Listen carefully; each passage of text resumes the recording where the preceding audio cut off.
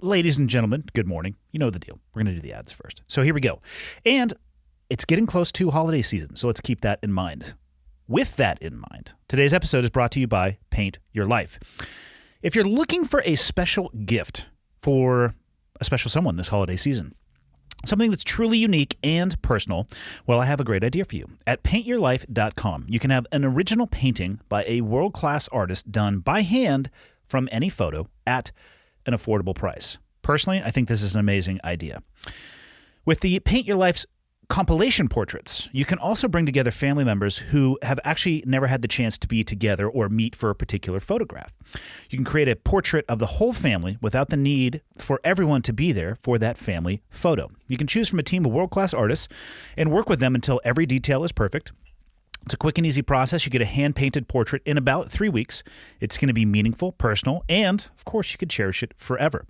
So it might just make that perfect holiday gift for somebody that you love, or maybe just get it for yourself.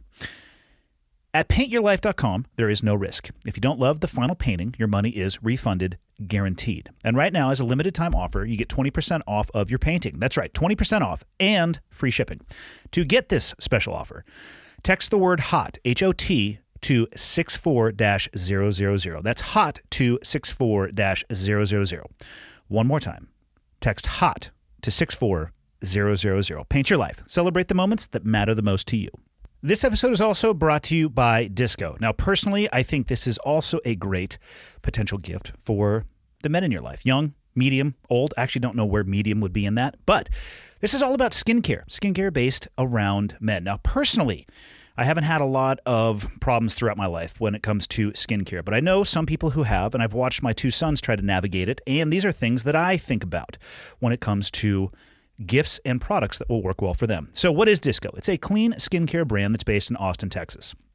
All of the Disco products are created specifically for male skin issues like under eye bags, dark circles, acne, razor burn, oily skin, dry skin, and sometimes even those wrinkles. The Disco products, they're easy to use, they're effective, and they're affordable, and they take the guesswork out of taking care of your skin. They formulate all their products right here in the USA with a world-renowned Ivy League dermatologist. Maybe you don't know where to get started. What I'm going to say is the starter set. It's an incredibly simple and convenient way to upgrade the appearance of your skin in 3 simple steps for just 60 seconds per day. It comes with a face cleanser stick, an exfoliating face scrub, and a hydrating face moisturizer. All of these products are TSA approved and very portable, and you can take them to the gym or on any travels that you may have coming up. If you want to check out Disco and try their incredible skincare products for yourself, there's a special offer for the audience. Go to www.letsdisco.com and enter Cleared Hot at checkout for 30% off your first order. That's letsdisco.com and enter the code Cleared Hot at checkout for 30% off your first order. This episode is also brought to you by Athletic Greens and AG1, the simplest nutritional insurance that you could ever add to your daily routine. AG1 by Athletic Greens is the category-leading superfood product that brings comprehensive and convenient daily nutrition to everybody. Keeping up with the research, knowing what to do, taking a bunch of pills and capsules, it's very hard on the stomach, and for me personally, I find it impossible to do. To help each of us be at our best, AG1, or I should say Athletic Greens, is simplifying the path to better nutrition by giving you the one thing with all of the best things. That one thing would be AG1. One tasty scoop of AG1 contains 75 vitamins, minerals, and whole food sourced ingredients, including a multivitamin, multi-mineral, probiotic, green superfood blend, and more in one convenient daily serving. The special blend of high-quality, bioavailable ingredients and a scoop of AG1 work together to fill the nutritional gaps in your diet, support energy and focus, aid with gut health and digestion, and support a healthy immune system, effectively replacing multiple pills or products with one healthy, delicious drink. To make the choice even easier, Athletic Greens is going to give you an immune-supporting free 1-year supply of vitamin D and 5 free travel packs with your first purchase if you visit athleticgreens.com/clearedhot today. Again, simply visit athleticgreens.com/clearedhot to take control of your health and give AG1 a try. Last but not least, this episode is brought to you by Element, the single most tasty electrolyte drink mix that is designed to support active hydration and a healthy lifestyle. I consider myself very fortunate to be good friends with Rob Wolf, one of the co-creators. He's been on the podcast a few times, and we actually specifically talked about Element on the most recent episode I did with him, so I suggest you check that out. But I also get to roll and train jiu-jitsu with him, which is where I have found the single biggest improvement by adding element into my post jiu-jitsu game. It has been a game changer. And actually, every single person that I have exposed to element, whether it be in the hunting community or other people I know in the jiu-jitsu community, they love it, and it has an immediate impact because it's all based around performance and allowing you to get the best out of yourself, performing at your best, if you will. One of the things I love about it, zero sugar, artificial ingredients, or other junk that you don't want, right? There's no bullshit in Element. What kind of performance are we talking about, or what kind of communities use Element right now? Well, Team USA weightlifting, NBA teams, NFL teams, special operations forces, and the list just goes on and on and on. There's a variety of delicious flavors. Some of them taste good in cocktails. I'm not advocating that you do that, but I'm just saying, hey, maybe explore the space. But if you're looking to upgrade your performance and electrolyte game, I cannot recommend this enough. I am not joking when I say it is the single biggest change. Actually, it's not the biggest change. It was so simple to do. It's been the single most impactful change that I have made, and I feel it every single day when I use it. Go to drinklmnt.com/clearedhot and use the promo code clearedhot. Go there, check out what they have, take advantage of the discount, and then the last thing is this. Element might have the best return policy on planet Earth because if you don't love it, you'll get your money instantly refunded, and that's it. The business side of the house is concluded. Let's talk about today's episode. Some people are going to look at this and say, well, I don't want to hear about hunting. Well, guess what? Those people are missing out because although Nelson and I are in fact going to be discussing the 2021 hunting season, it is completely and utterly packed with lessons learned, discussion on planning, execution, audibles in the field, emotional attachment to decisions. We had a wild season, and at the very tail end of that, Nelson and I and a very small and select group of individuals had one hell of a week out hunting in Montana, and there were so many things that you could learn from that and apply to any aspect of life. So let's just shut up and allow you to enjoy the most recent episode with the Montana Renaissance man himself, Nelson Grant. Enjoy. Okay, got the red smoke. Gun run, north and south, west of the smoke, west of the smoke. Okay, copy, west of the smoke. I'm looking at danger close now. Come on with it, baby, give it to me, I need it. You're cleared hot. Copy, cleared hot. Speaking of needing another guy for the team, where do we actually start? Should we do a full hunting season recap? Because to be honest, I feel like hunting season this year was like 6 months long. Dude, it was a long time. Yeah. Because you went out with your bow, missed a few. Not that you told me that or would want to keep that private. Well, but one for sure. That's no, right. it's good. I I've hit got one some and didn't find it. Yeah. So it's not like I have any room to talk shit. Yeah, it happens. Well, It does. I'm glad that mine was a clean miss. I'll get to that if you want to hear about it. But Where do you want to begin? Or should we just start you with want to just start beginning hunting season? Or do we start September? with the Dark Night of the Soul? We could start there too. Opening story of just the... Leah was asking this morning. She goes, what are you going to talk to Nelson about? I was like, well, we're going to do hunting season review. She just started dying laughing. She's like, oh, God, there's some stories there for Yeah. sure. We, on the way back, we'll go broad where we were hunting because I didn't realize that people got so pissy when you were specific. So we were east of where we live, driving back through Glacier. Nighttime, come around a corner, doing about 50. Huge bull and 2 cows standing in the road. No kidding. Yeah. They were already on the other side of traffic, and they were moving away. I think they were getting ready to hop over. But that's better than a shot of espresso. It's like, woo! Yeah. Hey, now. Yeah. They're tall. They're big. Well, and just looking at me, it was probably, I didn't look at him too close. I guess 6x6. Yeah. Yeah. 580, Well, 600. cool to see. I don't know what those numbers mean for clarity, but Yeah. yeah. Yeah, we saw a couple on that midnight ride back that I was telling you about when we were going to do this podcast. Yeah. A few days ago in the Swan, we saw a couple cows. And man, with 35-mile-an-hour driving with 2 to Were 3... the roads that bad? Oh, yeah, 2 to 3 inches of snow on the roadway. And then is that an elk? Yep, it is. Slow down. And you're sliding sideways. So we didn't hit anything, but... Yeah. There was a car coming the other way that I'm going to assume didn't hit them either, but I don't think elk versus car is going to go very It doesn't well. last. No. Yeah. No, it's not good. We had a patrol Especially car. if they visit you inside of the driving compartment. Yeah. We had a patrol car hit 3 elk like 10 years ago. At the same time? Oh, yeah. Yeah. Oh, wow. And so he drove through a herd. yes. And dude's lucky to live. But And it was back in the man, it was a small car. I think it was the Dodge Intrepid we had for like one series of cars out here in Montana, front wheel drive, but slow. They're low to the ground, and man, those elk came right through his windshield. Weren't you saying, because you are driving a truck? Mm-hmm. I see a Aaron and like an Explorer. Yep, all But wheel before drive. that, you were saying that you had the Crown Vics. Yeah, buddy. Back in the day, and you know it's funny. The supervisors got 4-wheel drive, so that was kind of like the coveted thing. Crown Vic 4-wheel drive? No, we all had. I wasn't aware that a Crown Vic came in 4-wheel I don't drive. think it does.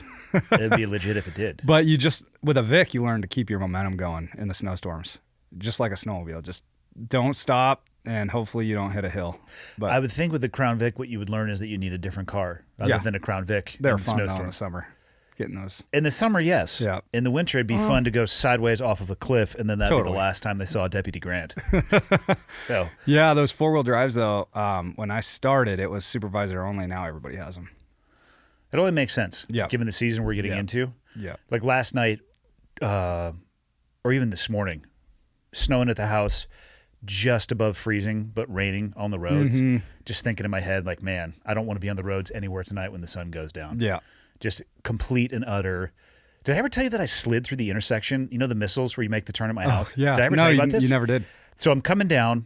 The post office is across the way, and there's a stoplight for me. And I think it's flashing yellow for the people on the, Right. what is that, the 93? 93. Okay, flashing on the 93. There was snow on the ground. It was winter. Coming down towards that, it's a slightly descending grade. Tap the brakes, they immediately lock, and it starts going sideways. So I just let go and straighten it back up. And I'm maybe 100 yards from the stop sign. So there's errors already, Yeah. or the light.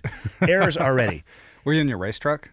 No, I was in the F-350. Gotcha. I don't think it would have mattered, Yeah. actually, because there was just instantly no grip whatsoever. Yeah. So took my foot off the brake, just lightly turned the wheel so it didn't oversteer and just straighten it back up. Touched the brakes one more time, and it just locked again but stayed straight. And the 93 is a highway. Speed limit in that section 70. And it was at that moment that I realized I'm going to slide through it. And there was nothing that I What could time of do. day? It was sun had come up, so probably about 9 o'clock in the morning. So traffic. So there was traffic. Yeah. And I'm sitting there, and I would occasionally touch the brake, and it would just lock, and I would let it go.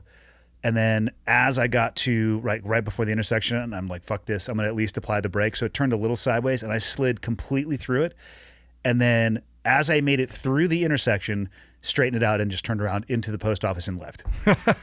But just that realization as I'm sitting there, all I was doing is looking up like north Yeah. and then looking south because there was absolutely nothing I could do. Right. So Yeah. come to Now Montana. you lucked out, man. Yeah, come to Montana. Drive. Yeah. So now let's just say I touched the brakes about a quarter of a mile away. Yeah. Use that downshift. That's the money move. For the engine brake? Yeah. I don't, but wouldn't it pull on the tires a little bit as the engine is slowing? Yeah, but it's way better than using your brakes, especially like if you have a trailer behind you, Yeah. snowmobile trailer or something. Which I like that. didn't. And I Yeah, didn't have right. time to do that, to be Right, honest. right. I managed That's a steep hill. I managed my energy poorly. I was so used to always having grip when I touched the brakes. Yeah. Now, it was a fun conversation with myself. Like, well, this is no longer in my control. I really hope there's no semi coming. And slid way through sideways. I was Yeah, just like, drifted like you meant to. Yeah. yeah, and then told all of my kids, I'm like, this is what happened. This is where it happened. This is why it happened. Please don't ever do what I just did. And they completely ignore me. But I digress. Where should we Yeah. begin? Nelson, hunting. Well, do you want to start with the event, or do you want to go back to the start of our seasons and work our way up to it? Let's just go from the beginning. All right. Why do you love hunting so much? Well, first of all, I haven't bought beef except for the rare time when I just want a beefsteak on my way Yep. home from work or something like that. I haven't bought beef in as long as I can remember. What do you think that saves per year? Dude, I don't know. Because your family of 3. Yep. Yeah, I don't know, but I'll tell you, before when I lived on the East Coast in Maine and rarely got a whitetail, we didn't think about it too much. We'd buy beef and have Yeah. tacos and do the normal thing. But once I'm used to the yearly supply of meat, especially with elk, I mean, it's been a lot of years in a row that I've killed elk, and one elk, man, it feeds us for the whole year, and it's good. I Yeah. love elk. Venison's a little bit more, gamey, you would say. But Do you find it to be? yeah, but it's like an acquired palate, really. Like depends on what it is. If you're putting a bunch of taco seasoning in it, you can't really tell. But like a deer steak compared to an elk steak, compared to that Axis you gave me, Yeah. man, I mean, there's different levels. I still believe that a blind taste test, if you cut up Axis deer and didn't tell people what it was and cooked it properly, which is very, very, very pink, Yep. that they would not be able to tell you what kind of beef it is. Right? It'd probably Or meat, be I should say. a prime cut of something. Yeah. Yeah. I don't think they would say Axis deer. Nope. I wouldn't. It could Even be the though best meat I've yeah. ever had, actually. Yeah, and I would say at the time you gave that to me, I was arguing. Nope, elk is the best. I've had everything from moose to sheep and It's because you goat. hadn't had Axis deer. Yeah, it was awesome, and I cooked it the way you recommended, just rare. You can't. If you had overcooked it, you would have said it tasted like trash. Yeah, Because it does. gotcha. Yeah, so why do I like hunting? Well, first of all, I feel like a battery reset on my soul after, especially after the summertime here. It's just busy with raft guiding and fly fish guiding and work, the other thing that I do. Yeah. I like how you put work like last in that. Yeah, and riding motorcycles together and doing all the other things that happen. But it forces you to get out camping. You're climbing in the mountains, and it's just a natural thing that's built into your. I mean, I've heard this said a bunch, and so I'm probably stealing from somebody, but just the basic DNA, But I grew up with it, and also went through a period when I was in college where I didn't hunt very much at all for 4 years, and I feel like I came back to it with a passion, like a deeper drive for it. And then moving to Montana on top of that, where you have so many things to hunt and things that can hunt you, I really enjoyed that. Yeah. How'd you get Rose into it? She grew up with it. She grew up with 4 brothers and her dad. Her dad, man, he taught me so much about the mountains, the backcountry. Had a big old beard, loved to shoot elk and deer and fly fish and actually spinnerfish. He could catch trout out of a mud puddle. But and ski pow. He had a saying on the back of his camper when he was in Colorado a lot of years ago before it became Colorado what it is now. I feel like it was Colorado back then too. Yeah, but we're talking mountain towns that nobody really knew about. The owners of the ski areas, they didn't really advertise. There was like one road in, one road out, and they'd get snowed in and you're just stuck there. And there was people that had the houses there, they lived there. It wasn't a second home. And so you had workers that would staff the little restaurants, and it just turned well. Now these mountain towns, you have a lot of second, third homeowners. You don't have a lot of people If that not can fourth, fifth, sixth exactly home. Yeah. And then the workers, the blue collar, and the staff, the kitchen staff, all that, they have to drive to work, like an hour away. So it was back when it was kind of the purest, and I'm sure even at that time, people were talking about how good it used to be. Yeah. But he had this sign that he made on the back of his camper that said, "In the summer, let's see, in the winter I like it deep and dry. In the summer I cast a fly." And that was Tim's story. So it's pretty awesome. Is he the guy you have tattooed on your leg? Yeah. Yep. The original mountain man. So when I started, when I moved out here to Montana and he taught me about backcountry camping, and I brought a frying pan with me, he started laughing, and so Like some cast iron skillet. yeah, he's like, what is that? But also taught this is how you do it, and it's awesome. It full dive into it. So How's your daughter? Has she expressed interest? no, she knows that it's something that we do, enjoys the food that we eat, Yeah. and doesn't want to kill anything and doesn't know why. And when I bring it home, and it's still, a lot of times it's quartered, Yeah. so you can't tell what it is. But if I bring like a buck home or a bear or something that's full, she doesn't want to go in the garage as it's hanging. Julia's the opposite. She's full Really? of a murderous rage. Oh, that's cool. Yeah. Well, is it? Sort of. It's like, whoa, Dad, there's turkeys. We should shoot them all. It's like, let's back off. I appreciate the sentiment. I hate them. They're a nuisance to the entire planet. But back off. Yeah. She'll chase them in the raise. She's out of her. That's goddamn cool mind. though. Yeah. I mean, I don't know what the future holds for my daughter with hunting, and I'm okay with either way. But I do want her to have the exposure to it. just like skiing and mountain biking and the things that Yeah. we do here. She doesn't have to do any of it, but At I least want the her to be. opportunity. Yeah, exactly. The boys have both hunted. So Riley and I did a whitetail hunt in Texas. And for people listening, you know what that means. It's hunting-ish in a blind, and there might be some corn on the ground. Yeah, there's some target-rich environment. For sure. Yeah. And if you miss that particular target, don't worry, another one will come out, which is fine. I actually have no issue with that whatsoever. It was a great exposure because I could sit there and talk them through the whole Sure. thing. And then I took Tyler and Riley down to Mexico, and they hunted Coos deer. And they each got a Coos deer. And then Riley was with me when I got the cow elk in Wyoming, which was Yeah. awesome. Yeah. He was having a stare down. It was the first time he'd ever seen a bull, and he's just having a stare down with it at like 50 yards as I'm running off to the right-hand side to try to set up my Such shot. a rare event, man. That's cool for him. Yeah. You know? Yeah. I remember hunting with my dad one time when we lived in Missoula, and he and I still laugh about this. This elk came out. I don't know if it was a cow or a bull, but it was huge. And also, I think I was 8, so it might have been the size of a golden retriever. Right. But it looked huge, and he shot right over the top of its back. And I'm so thankful because I feel like we'd still be out there. Yeah. Like, I'm pretty sure we went hunting that day. We started our trip in the Volkswagen Vanagon that I learned how to drive in. That was our Montana four-wheel drive vehicle. Yeah, that's awesome. So, yeah, I'd have to ask him specifically where we were, Yeah. but I'm so thankful he missed. Yeah, absolutely. You know, and growing up, for me in Maine, I think what you're surrounded by influences a lot of where you end up. And I, for example, hunted whitetail, and we had moose and bear.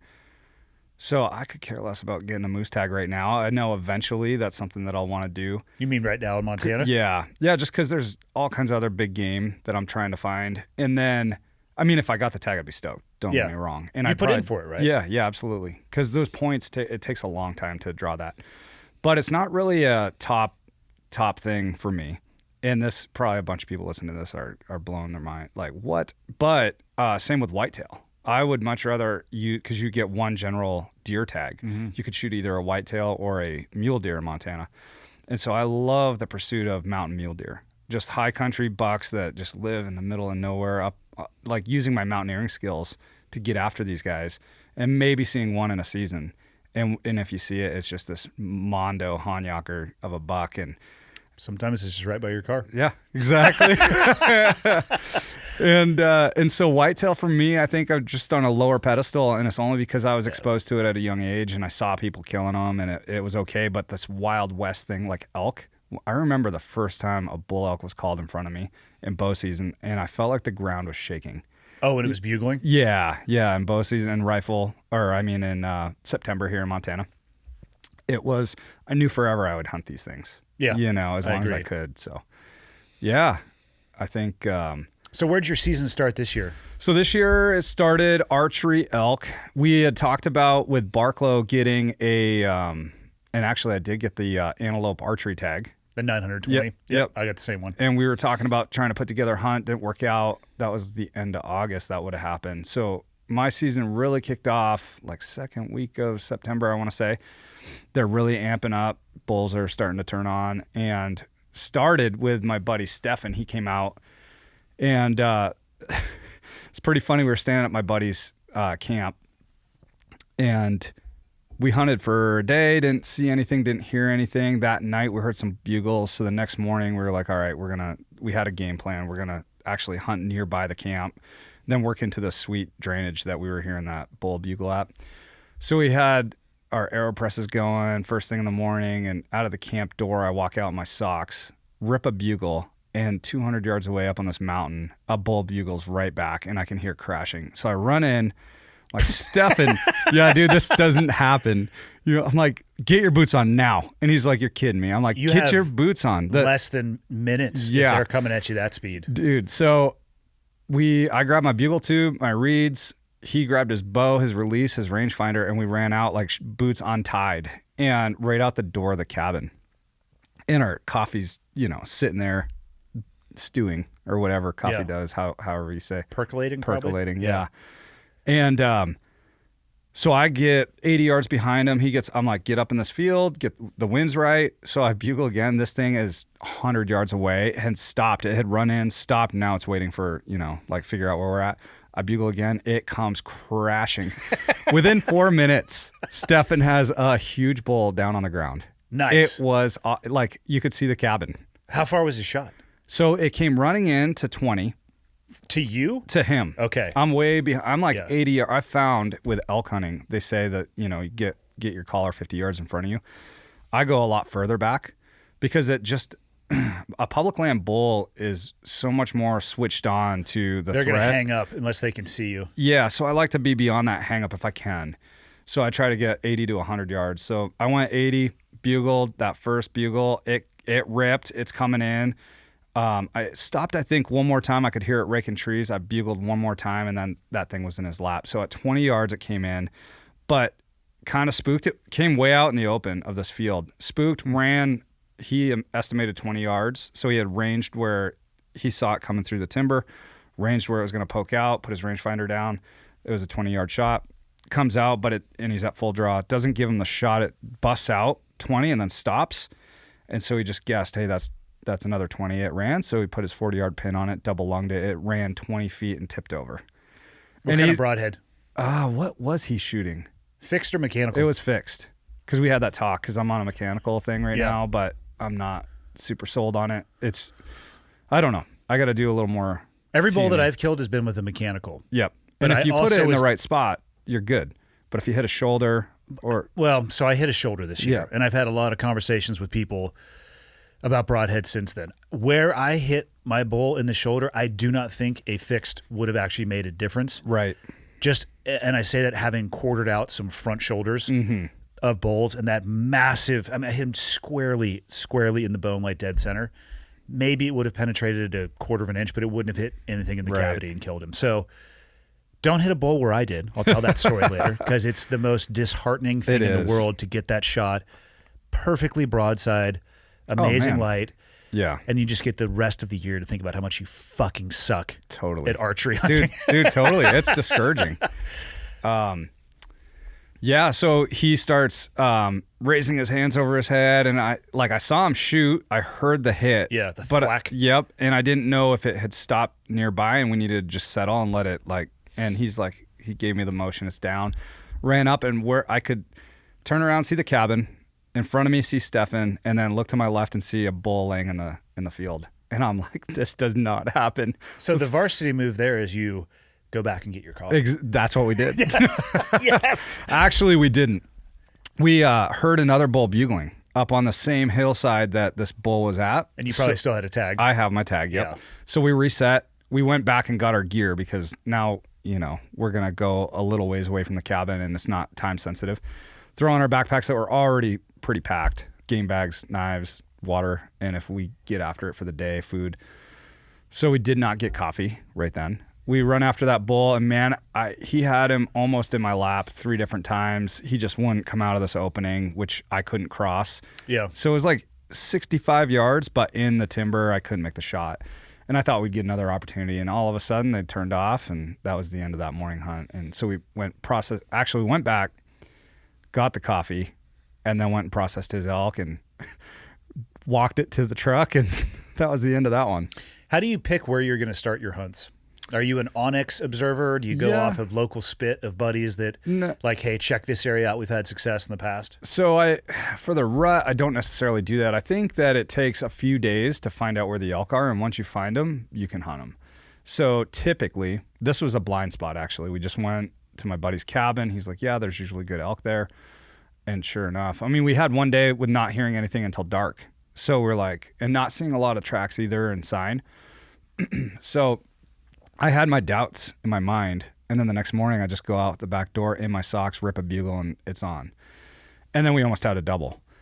So typically what I do is go to my normal spots. I've hunted these spots for years now. I kind of understand where they feed, where they bed, what's going on with the rut, and look for sign and try to just get in nice and tight to these elk. Yeah. And that's how I typically do it. And yeah, I use Onyx a ton. Yeah. If people, I'm sure there's a competitor to Onyx. Pick one of the multiple products that are out there and use one. It is a lifesaver. Yeah. Just from a property perspective as For well, sure. too. Yeah, Yep. making sure you're in the right district. They're getting better and better, too. Like the winds, the localized winds. Yep. Not that you should have to rely on an app to tell you which direction to approach from, but for people who are figuring it out, it's like green zone, yellow zone, red zone. I'm pretty impressed, actually, with how the tech is moving in that direction. Yeah. The only asterisk I'll throw on that is be cautious with the single point of failure that requires batteries.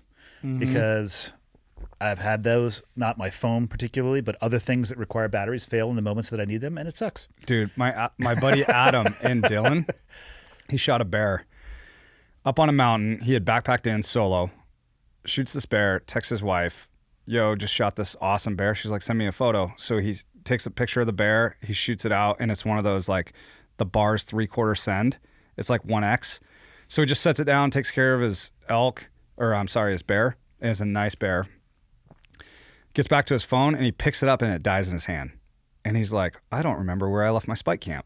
I know I'm on this ridge because he had shit. been after elk all day, got into this bear, smokes this bear.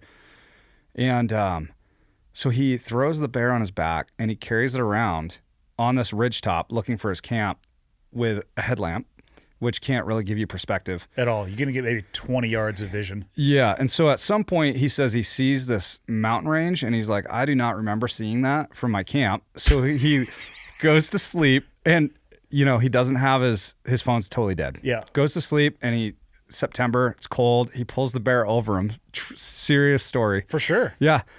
Wakes up in the morning, he's 400 yards from his camp.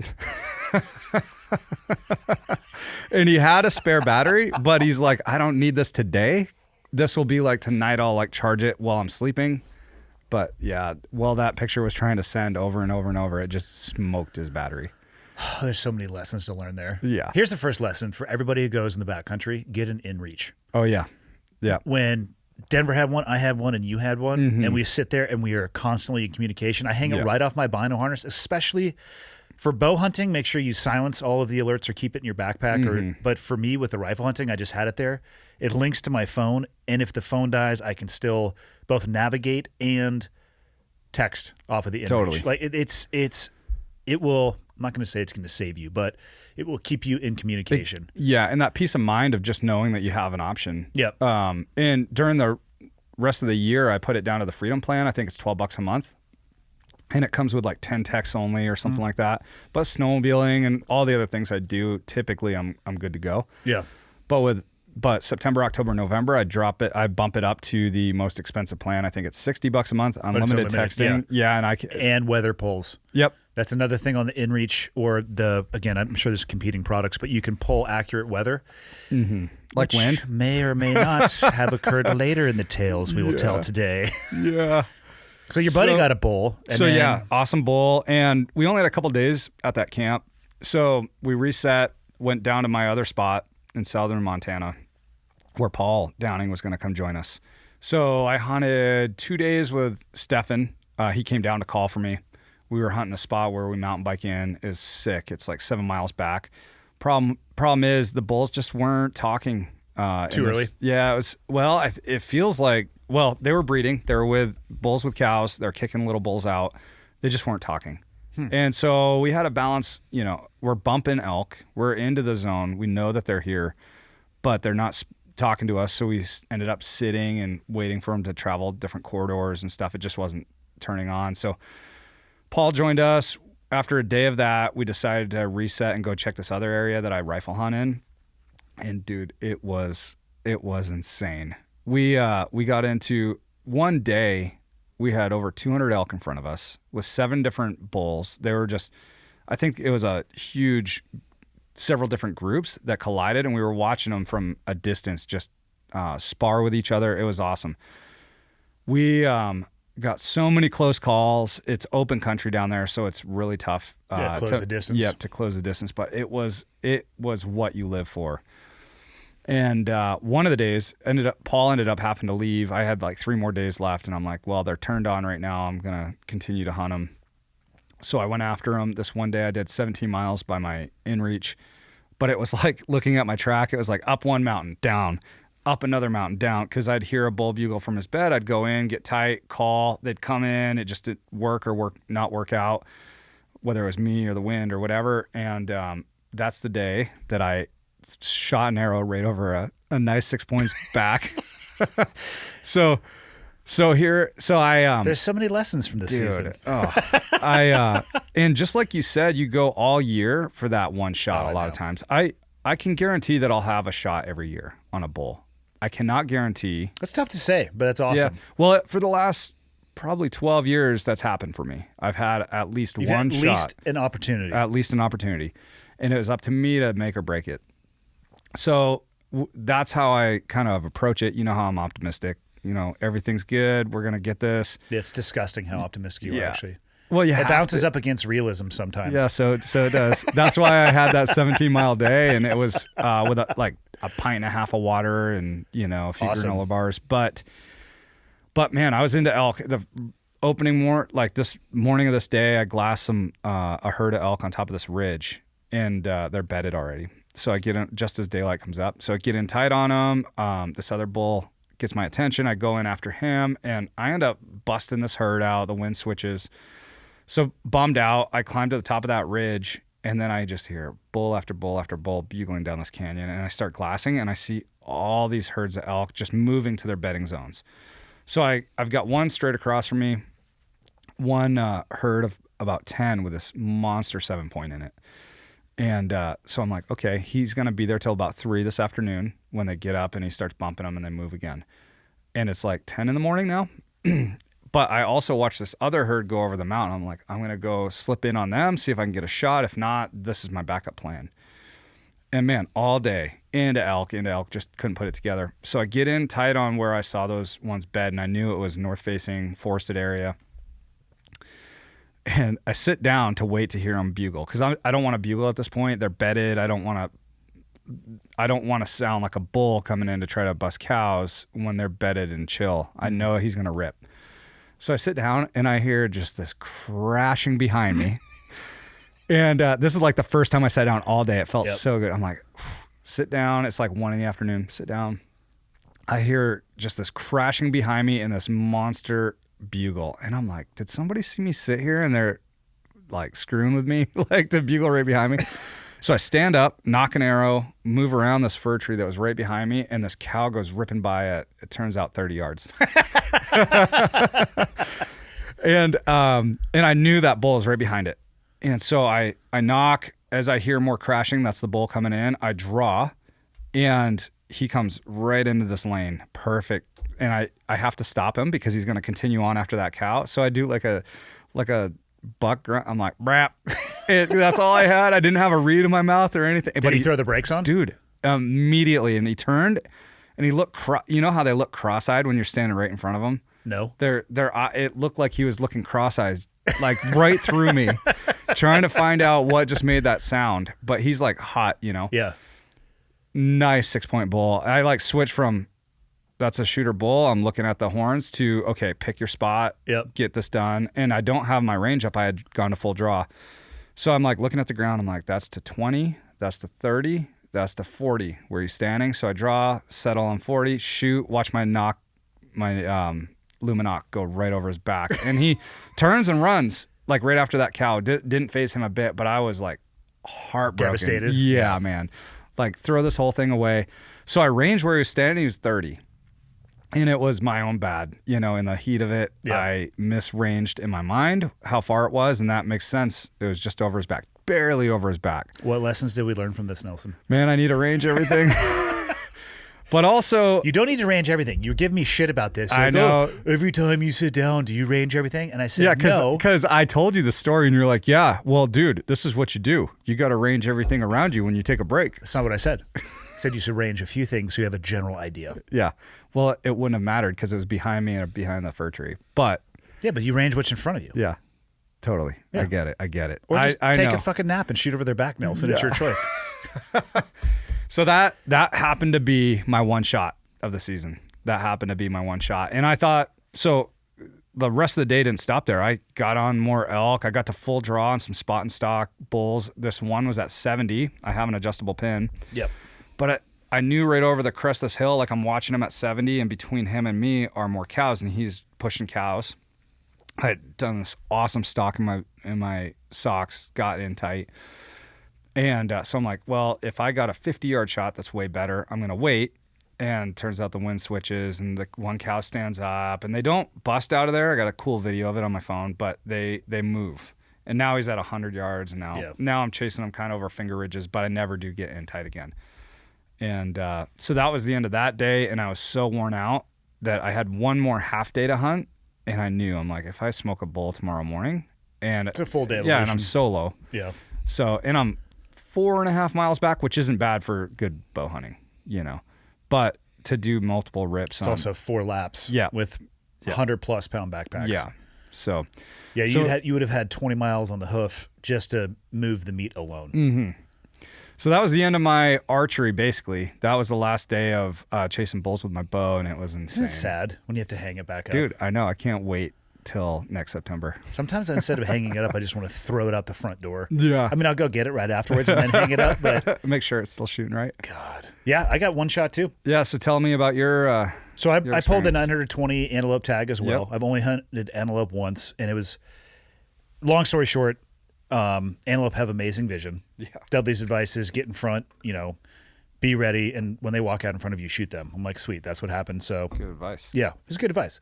Generally, I do exactly what he says because I've been very lucky. I've gotten to hunt with him quite a bit, and let's just say his the number of reps that he has around animals is unbelievable, and his experience and his ability to forecast based off those reps, like they'll probably come out here or we'll go over. I'm just like, Totally. holy shit, man. So the antelope was cool, but it was nothing spectacular because we were there to hunt elk, and it was kind of in the middle of the day, and it was a chance opportunity. So the first day we're out there, I hadn't been able to hunt elk in 2 years because I had jacked up my arm before the last bow season. Right. So we're sitting out there, and as the sun's coming up, he was looking for a muley, and there they are. Just it's crazy how at a certain light they're invisible, and you'll put your binos down, and you lift up again like 2 minutes later, like holy shit, Same spot. they're right Nothing there. moved. Yep. Yeah, and they're right there. And then once your eye adjusts to it, you're like, oh, there's more. Yeah. There's more. Oh shit. Okay, it's on. That's And so then- fun. Yeah, and then you watch them throw their head back and bugle, and you hear it like 6 seconds later. Yeah. Like sweet. So the first day, we were kind of moving around, getting a game plan, and we set up over a watering hole because it was really warm, like in the high 90s during the time period that I was out. Oh, man, that's in hard. Eastern Montana. Like we were staying in the Dakotas and driving back into Montana. Yep. And So they weren't bugling then? they were. Oh, they were. But you know what they're going to need, right? They're going to need water. Right. So, again, Dudley, we work our way in. The wind was kind of perfect. We work our way in, get set up. I arranged everything, Nelson. Just so you know. 'Cause I'm sitting, I'm like, I'm about to actually shoot an elk in the water and then watch him drown. This is going to be amazing. This is the best that life has to offer. Would have been like a 35-yard shot. You would have brought your scuba gear and gone out there and saved Well, it. I had thought about it afterwards. Like, if they die in the water, how do you get that out? How big a watering hole are we talking? Is Is it like a river? Like no, a it was pond? like one of the only actual watering holes in the area. Like, yeah. To be set up on that tactic, you have to figure out yeah. that's the only one. And it was kind of in this area where there was bugling all over the place. Nothing in it. A group of cows ended up coming in. The bull never came with them. They came out, and then like just as it's getting towards shooting light, off of our right hand shoulder, it's just like, and you can hear it. And I'm just sitting there waiting for this thing to emerge. It never does because I think the wind switched on it. It's amazing, right? They're making all this noise coming in. And then if you feel the wind on your face, because it was off my right-hand shoulder, I felt it off my left cheek. Mm-hmm. It's done. Dead silence, and they don't make a goddamn noise on the way out. I've been amazed watching elk. I don't know how they know how big their racks are, but moving their head all over the place to be completely silent. Because he was kind of stomping on the way in and ripping bugles, and then just ghosted. It's like, You can get away sometimes with movement and right in front of them. They can be looking at you. You can move. they'll tolerate a little bit. Yeah, but smell, nothing. If they smell you, they're done. An old supervisor of mine, an old sergeant, he told me like he's got a bull bugling coming in and he feels wind on his neck. He runs out of where he knows he's going to flank that bull. He's like, I might spook that thing out of here and they might see me, but I have a better opportunity to get out of the wind and get position myself better than I would if they smell me. If they smell me, it's over. I think I only have 4 years of elk hunting experience with a bow under my belt, but I've had that experience where they come in and stop and immediately turn, and every time it's been by wind. Yep. And it's just a little bit of a gust, and it's Yep. and they just back out, and you never see them again, regardless of how fired up they are on the way in. Totally. It's pretty crazy. Yeah. Yep. So I'd agree with that. So we, but it was just awesome to hear him that close. I mean, that guy was probably 20 yards from us. That's so cool, man. Oh, and That's he was just so coming. He cool. was coming in at last light to drink. Yep. And I would have shot him directly in the face if he had done that. Just kidding, obviously, because I want to keep the rack. And probably it's not a good idea with an arrow to shoot him in the face. Next morning we get up, and we were kind of close actually to the watering hole, but we were following this little. I guess it probably could have been a river at some point, you know, where it just kind of naturally falls into it. Yeah. And dude, we watched this herd come right from because they're out in the fields eating at nighttime, and then it's interesting. You can see them as the light comes up. They're like, we got to go. And they want to get to the tree line. So they come down like right in front of us. And like if there's the little finger working its way towards you, they could have gone this way and they could have gone this way. And they all started trending over in our direction. So I get an awesome spot, elevated position. Caleb, the guy who has filmed for Dudley, and he's the one who filmed the Deseret Bowl that came into like 3 yards. Yep. And I was going to jab it and then get out of the way so he could attack Caleb. He's over my right hand shoulder, and Dudley's over there watching. And there's a massive herd bull, and then this satellite bull. It's like fucking with him. Yeah. And he would like peel off a cow and come over our way, and they all started trending over. And so I could see the downslope and this little, I'm not going to call it a wooded area. There was some trees and brushes and stuff. And then it went back up the other side. And the bull actually, a cow went up, and then the bull went up. And Dudley was like, hey, what do you think? I'm like, I think that's at 97 yards, so I'm going to wait. He's like, yeah, good call. Meanwhile, the herd Which bull, is still close. 97 yards on a monster bull. and I'm standing there like arrow knock, and I'm just like I'm tucked up back in a tree that's wide open in front of me, but I got a tree right behind me, and it actually had like this little crevice that I could get into, and I'm making sure that I can get to full draw, you know, and not move any branches or stuff. But I'm invisible is what I'm saying. My backdrop is awesome. So I'm sitting there, and I don't have a lot of reps just watching the animals do their normal stuff. Mm-hmm. So this cow goes up, and then for whatever reason loops right back down underneath me, and the cow comes to 40. And I'm sitting there, and Dudley has a cow tag. So his thing is like, yeah, you just shoot a bull and I'll shoot a cow. Because, right, of course, that's always what happens. But except for him, that's generally when he calls out the game plan. That is exactly what happens. Yeah. But I watched this satellite bull come back down, messes around with the cow. He loops around and comes back and is completely broadside to me at 45 yards in perfect sun, like looking back over, just doing elk shit. I don't know what he was looking at or thinking about. And Dudley's over, separated from me by like 10 feet. He's looking at the herd bull. He's like, and he said, we were quiet enough that we could talk. And he goes, hey man, I don't know if you're going to get a shot on this herd bull, but that's a killer bull too. You do whatever you want to do. And for me, somebody says that, for me, it's like green light. I have two questions. Well, actually, I only have one question when it comes to hunting animals. I'm like, is that animal legal? Roger that. And then you just, so I'm looking at it, and the bull looks to the left. So he has his right side facing me. So he looks to the left away from me. I'm just like, perfect. Sweet. Come back to full draw. Totally take my time, anchor. And in hindsight, there was a bush that was a little bit in front of him, and it made it really hard for me to see his front legs, which is what I normally will do is bring the pin up the front legs and then drift it a little bit to the left. And I think what I did is hit him exactly where I was aiming, because I was shooting with the silverback, so it's a tension release, and come off safe, or release the safety, I should say, and you just pull through the shot, and my pin is just floating around a little bit. It breaks and just whack. And I'm thinking like high fives. I'm thinking like, basically that's how you do that. Yeah. Like, I don't know if you guys saw what just happened, but that's going to be a highlight reel. That elk is definitely dead. And he bolts to the left and goes up, and you can see a little bit of blood. And then they all kind of blast out, and Caleb is right over my shoulder, and we're looking at the footage, and you can see it hits fucking square in the shoulder. The mechanical does open, so there's like a 2-inch cut of the fur, but no penetration, and the arrow comes back out. It completely broke his right leg, though, swinging. Yeah. To the point where Dudley, when he first saw him, he's like, oh, yeah, he's going to go down, because he looked like he was doing the little wobbly, but he wasn't. His arm was just completely busted. And then I watched that bull run almost due north across a field for over 2 miles and then stand at the wood line. where we were able to finally go back and find a little bit of blood. Because, I mean, it's just he wasn't bleeding because it was right on the bone.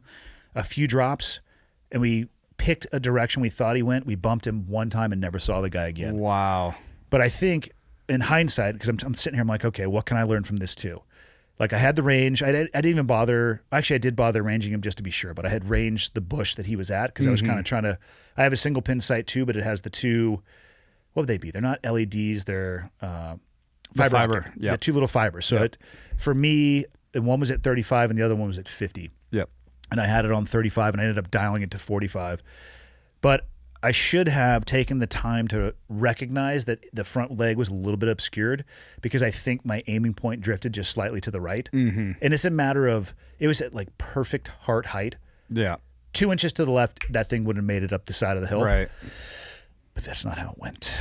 Dude, that's such a heartbreak. Oh, and then I'm sitting there, I'm like, awesome. Hey, did you get that on footage? Because that was amazing. No big deal. Pretty much the best big game hunter in the world. And then it just, I'm like, fuck. Like Dudley is the most generous dude. Right. Like he's guiding me, taking time away from his hunt, and I fuck it up right in front of him. It's like just a total letdown. Like I am gonna break this bow into like 8 pieces. Dude, it is. That It's was a it. confidence breaker. It's everything. One shot. Yeah, with mine, I'm really glad it was a clean miss. And those Luminox are really nice because you can see exactly where that arrow goes. Yeah. But I've hit elk before and hit them in bad spots. It's And the worst. It is, and the blood trail dries up. Like for you got to see it 2 miles out. We marked it on Onyx. So here's another thing that can help, again, to go back to Onyx, which, again, I'm sure there are a variety of different ones. I have no relationship with any of them. But I watched where it went, and we dropped a pin, and then I just navigated to that pin, and we found blood within like 4 feet of where the pin was. That's awesome. So it helps. It sits there. You don't have to sit there and be like, well, where was this? Because the more you move, the more your perspective changes, and the bush that you thought you're going to be able to find, you can't find it. Yeah. With archery, a lot of times, just for the initial shot, I'll take an arrow out of my quiver, usually like my bird arrow or something, and I'll stick it in the ground right where I shot from. Oh, interesting. And then I'll go out to where I think, blood should be, and then I'll be looking, and then I'll look back because I always know the range. I'll look back and range my arrow. And I'll be like, oh, I'm 10 yards in front of where I think I should be. Boom, bump out, you'll find blood. But it's a good trick that I've heard over the years. But that is a good idea. Yep. It's humbling, man. It is, man, and that's a bummer, dude. So I drove back 14 hours. Yeah. With no fucking radio and just staring out the window, watching eastern Montana turn into central Montana, turn into western Montana, just fueled with just anger and rage and frustration. I didn't listen to a single thing in that 14 hours. I think we texted a little bit, and it was like one word text back. I'm like, ooh. And he's fired up. Fuck. Oh, that 2 inches. sucks, dude. 2 inches. Sucks. Yeah. It was perfect lighting. The shot wasn't rushed.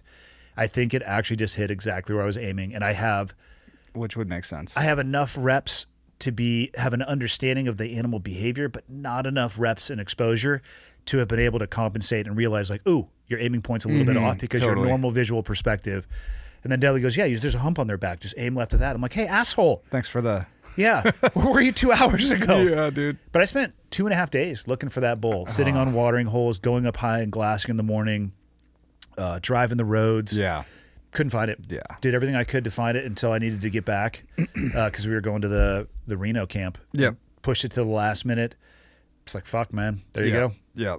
Oh, man, that's tough. I've been there. Yeah. I think every archer has. Every bow hunter has been there. If you haven't been there yet, it's because you haven't been bow hunting long enough. Right. And I say that as a complete, utter novice for clarity, but the most experienced bow hunters I've ever been around kind of say the same thing. Yeah, and for me, it was a huge confidence shake.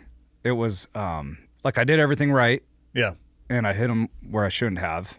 What did I do? Like, what can I... And it's just reps, and that's going to happen. Fortunately, you only have the rest of your year to doubt yourself. Yeah, no kidding. Do you dig that silverback over the one I'm using, that green one? The knock to it? Knock to it, yeah. Do I dig it over the knock to it? Like for a hunting application. Because that's a pressure, it's a tension. They both are. Yeah, but... So they're both tension release, back tension release. So the knock to it, and before anybody takes this as the gospel, I'm not the one that created this, so follow Dudley's information on this. But from my understanding, the silverback, you're putting pressure down so it doesn't fire, right? Because you have to pull past the peak tension. The knock to it, it's the opposite. If you put pressure on the lever, it's going to actually fire. So I put my thumb underneath it to make sure that I don't have an accidental discharge as I pull back, which I have. But I pull it, and I've watched many people do it before too. It's just you forget which one's in your hand. You're like, ah, shit.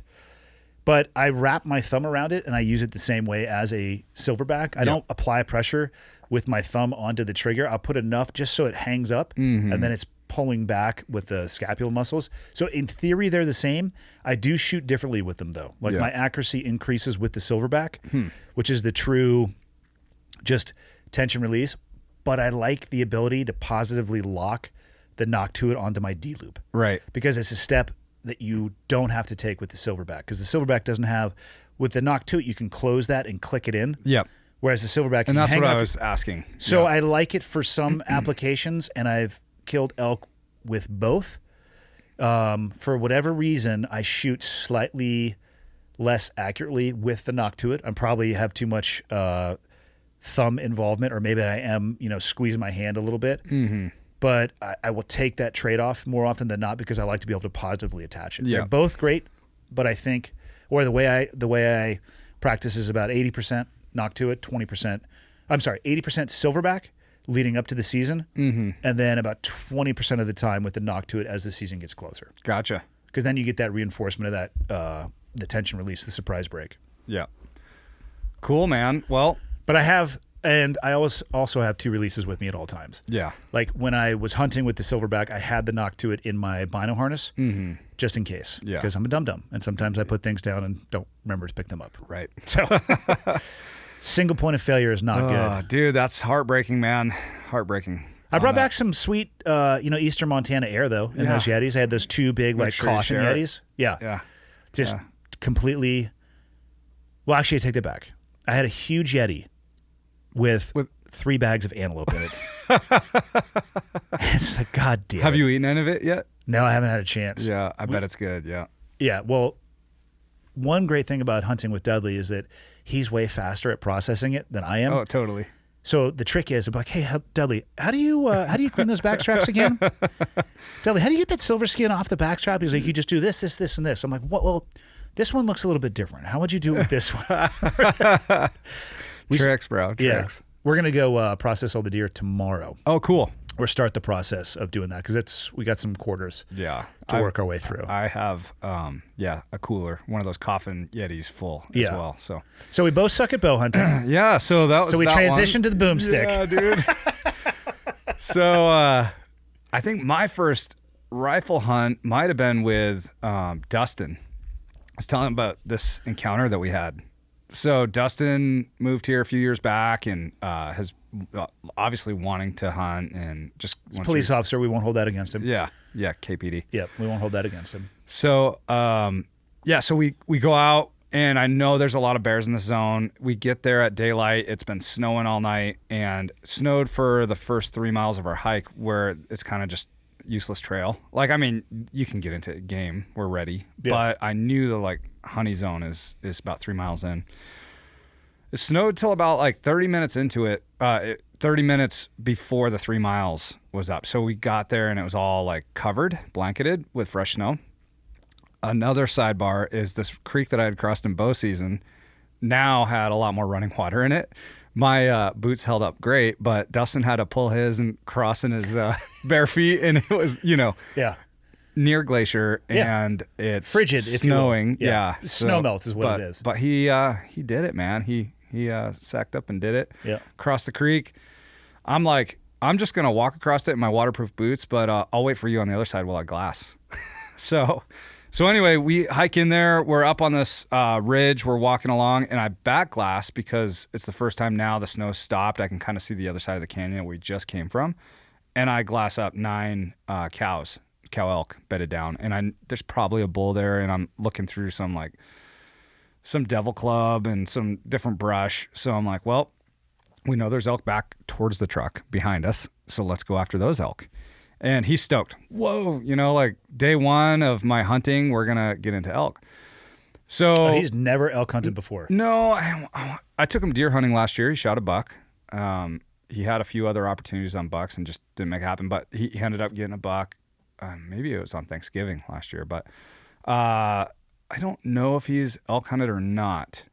But let's just say it was. I mean, it's not his first day carrying a rifle in the woods, and he's, was in the military and now KPD. But anyway, so exposed to firearms and all that. But so we dropped. So I'm like, okay, here's the plan. It's too wide of a canyon to cross shot. It's, like a mile across. We're going to drop down. The thermals are good. The wind's coming downhill. So we're going to get below them, and hopefully we can maneuver ourselves into a shot, and we're going to try to get you on an elk first. And so he's like, yep, 10-4, let's do it. So we're dropping down through the timber, and all of a sudden I see these huge tracks in front of me, like 20 yards. And as I get closer, because I'm like, nobody followed us in here. We're a long ways back. And it just stopped snowing, so whatever it is fresh. And I get up to them, and they're a monster set of grizzly tracks. And Dustin is freaking out all of a sudden. He's like, whoa, dude, we need to get out of here. And the tracks... I'm not going to argue with his headspace on that, to be honest. Well, the tracks are going downhill, and that's where we were traveling originally. And I'm like, okay, immediately dude. no. Yeah, immediately exactly. No, I'm tracking, man. I'm like with you on this. But also, I see fresh grizz tracks all the time while I'm out hunting, and I've got my 300 Win in my hands and a 10 millimeter on my hip. Not that you don't want to have to resort to that, but the options are a lot better than bow hunting when you're carrying a bow and maybe a pistol. And a dart? Yeah. Can you actually carry a pistol bow? Oh, yeah. Okay. Yeah. For bear defense? Yep. Okay. Absolutely. And our bear season coincides with archery, so you could, if you're wearing orange, you could carry a rifle as well. Okay. In archery if you're not an archer. But anyway, to get back to this, Dustin's like, dude, we need to bounce. Like, let's get at, and I'm like, yeah. Dude, I see this all the time. This is probably within 12 minutes, because it just stopped snowing. And it's a very bizarre number, by the way. Yeah, I didn't want to say 10 or 20. So I'm like, and it's going downhill. So let's spin around. We'll go up. We'll get to that clearing that we have. We'll bounce to the next finger ridge, and then we'll go down that one to get close to those elk. But this bear's probably going down to the creek. There's a creek at the bottom. So we'll just go 500 yards on a different ridge down, and we'll be out of harm's way. He's like, sweet, sounds good. We spin around. We hike 10 feet, and there is a monster bull elk, half buried, and had been feeded on. This bear had been feeding on it. Oh, boy. And there's beds all over and shit piles, and this bear had been posted up on this elk for days. You didn't smell it at all? No, until we saw it. Then I started smelling it. Yeah. And Dustin's like, dude, I just saw an Instagram video where this happened. He's on but now I am too. I'm you need to get the fuck out of there. If he hears us snap, and he's not very far from us, he's coming in to protect his food. Yeah. It was eerie, man. When it was like I said, a blanket of snow on the ground, but we're in the thick timber, so it's dark. It's early morning, and this heavy horned, big trophy bull elk, black antlers, dark, like he'd been living in a burn. Yeah. And just rubbing his horns in that burn. Because sometimes Utah bulls are real bleached. This was just a beautiful dark horned ivory tip bull, and his rump had just been gored out by this bear. And immediately I was like, okay, we need to get out of here now. This is bad. And Dustin, I'm like, so I do this. I'm like, hey, I got to drop a pin so we can come back and get this horn. We get this head. So I hand him my rifle while I'm pull up Onyx. It's going to take half a second. Pull up Onyx, mark my location. Yeah. And then I give him my rifle and I look up and he's sidestepping away from me. Now he's 6 feet. I'm like, bro, don't be walking off with my rifle. He's like, dude, we got to get out of here, man. We got to go. I'm like, shh. Dude, we're good as long as this bear. So we did a rear security, front security, and we exited out, and he was hustling. And I'm like, yo, slow your roll. Yeah. Let's make sure we don't crack any branches, and we're gonna get up. There was, I said, an opening above us. So we got to that, and he was like, dude, we almost died. I'm like, that might be a touch extreme. Yeah. Did you ever see the bear? No, we didn't. But he was close for sure. I wonder if the bear saw you. I kind of doubt it because he would have come for you. I think at that time, the thermals were going downhill, so he might have smelled us, but man, he would have defended that kill for sure. So I originally had thought it was just a random bear cruising along, and that happens all the time. I see tracks all the time while I'm out hunting, and don't get too worked up about it. you know. But then when I saw that kill site, I'm like, oh, we're in the you're in Valley the of zone. Death. Yeah. Yeah. So we cruised out. We got onto some elk and didn't get any. Saw moose, bucks rutting that day. We had a great day hunting, but So this is early October? no, this was I'd have to pull up the camera to see or that pin, but it was probably early November. Okay. Yeah. So not long before we went out. No. Okay. No, it was like just a one day, a day hunt from the house. So, Sweet. but Yeah, I'm not a fan of Grizz. I No. really don't want to be anywhere near them. Yep.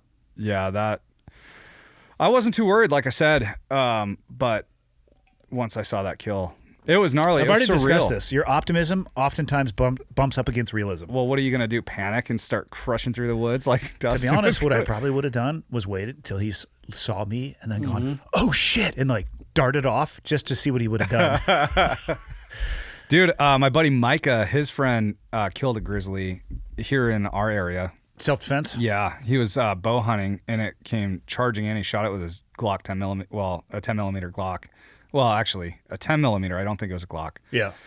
And it died like 4 feet in front of him. And the investigators went out and they said it's open shut book. You know, like it's a legit self-defense case. But he trips over a log on his way down and dumps this bear. It's crazy.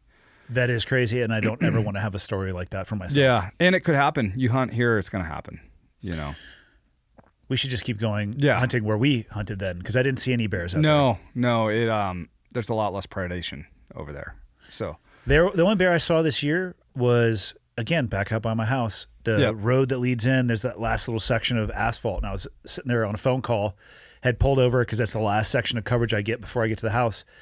And I catch movement out of the corner of my eye, and a black bear just walks across the road 10 feet in front of the truck. What the fuck, man? that's I sweet. guess there's bears out here. Yeah. So, yeah. For sure. Do you see have any trash problems or anything coming around your house? No, but I don't leave trash outside, though, either. Yeah. The trash is in the garage. I guess occasionally hiking, very sporadically, a little bit of scat, but not a lot of sign. I've seen a lot of bears. And so black bears don't bother me too much unless it's a mom and a cub, and then I'm not a fan, especially if I accidentally get in between the two. For sure. Grizzly bears I want absolutely no part of at any time in my life. Yeah. And like I was saying back talking about Maine, I'm glad that where I live, there's animals that can take me down too. It's just something about it. I don't know. I think it gives a greater level of cost when you're successful, and I don't know. It's just something. I can't explain it. I get it. I like that there's wolves and bears and lions. I know a dude that got attacked by a lion as well, which is super rare. Yeah. But yeah, he's got some cool scars. Hard pass. Yeah. Immediately no. Yeah. Just no. So that was right before we went out and began the, Yeah. I don't even know how to describe the Well, epic shit show that we ended up it was funny because departing on. So we have a long season here in Montana, and I had planned that trip with It's you. only like 2 months. Right? Yeah. Well, no, we have. Well, if you count all the hunts, Yeah. I think there's like 9 months of hunting you can do in Montana. But typically the fall, Yeah. compared to a For lot deer of and other, elk, you got about 90 days if you start archery season. correct. I think there's a gap in the middle there in October. So I took like most of September off, archery hunted. Got that bull with my buddy, and then got in close and missed a bull, and then had some time off. And so opener, I had planned our trip. I planned another trip with some buddies just after our trip, and then I took Rose out for her elk just before our trip. So I had like 3 weeks of hunting, all like bottled up together. So when opener rolled around and dudes are like, "Hey, you getting out there?" I'm like, "Nah, but in like 2 weeks, it feels like forever. It's like Christmas morning, And then dudes are shooting bulls and shooting big bucks, and by the time we see could him rolling through town, you're like, you motherfucker. yeah, dude. And Yeah. by the time I got to get out there, I was like, okay, it's about time. Or like they're all gone. Yeah, There's none left. yeah. Just I'm gonna quit hunting. We were Leo and I were over getting breakfast by the QAnon barber. Were you aware there's a QAnon barber in town? No. Yeah. In your daily patrols one day in your UPS uniform and sheriff's truck, drive by Sykes and look at the Okay. building just south of Sykes. Okay. It's a Q that's 10 feet tall on the glass that says underneath, what is it? What do they say? Where we go one, we go all, or something like that. I watched a documentary on this. I'll send you the link to it. I've never It's worth seen- looking into. Okay. But there's a huge bull sitting right out front of his shop in the back of a truck, Nice. like 3 days before we went out. And then my thoughts were, why are we even going? Yeah, there's no bulls There's left. none. That's the only. As if I have any fucking idea where that guy shot that thing. Right. No, I feel the same way, but also I'm stoked for my buddies when they're successful, you know. And like my neighbor, he shot a nice bull opening day, Yeah. and I'm I'm nothing but 98% stoked for other people. Yeah, 2% wish that I could saw off their firing pin in their rifle. yeah, totally. Yeah. Yeah. So Rose and I went out just for a quick hunt. She shot a cow at 75 yards in the face. So that was pretty sweet. Which is the best way to save the meat. Oh man, we had tons of meat. We packed it out in one trip, 4 miles. And likely it's not going to run far. It was a long ways to go for a cow. But and then she shot a doe at 400 yards. It was cool to put the dope in and watch her just take her time and get it done. And then our trip happened. Yeah. And it was... Our trip was awesome until it wasn't. Yeah. And then it was awesome again. It was. Yeah. But there was a 24-hour stretch where it wasn't awesome. So you asked me, I don't know, it seems like 9 months ago maybe now, about this hunt. Yeah, so we should lay the foundation. Yeah. So I have a relationship with Christensen Arms. Yep. Probably best known for carbon fiber barrels, and I would say lightweight rifles. You got to add all the accoutrement that you would put on it. The scope rings, the scope, suppressors if you want to, and we can talk about that because... Yeah. Was that your first time hunting with suppressors? Yeah. The first time I saw when Leah shot that buck, I Yeah. couldn't believe none of the deer ran away. We'll get to that. But We'll get to why I consistently harp on having suppressors. It makes hunting so much more accessible. I think your odds go up, and it's just a so much more enjoyable experience for everybody around. Totally. Ear pro not required. Yeah. I mean, the rifle doesn't even kick, you know. Yeah. It's like...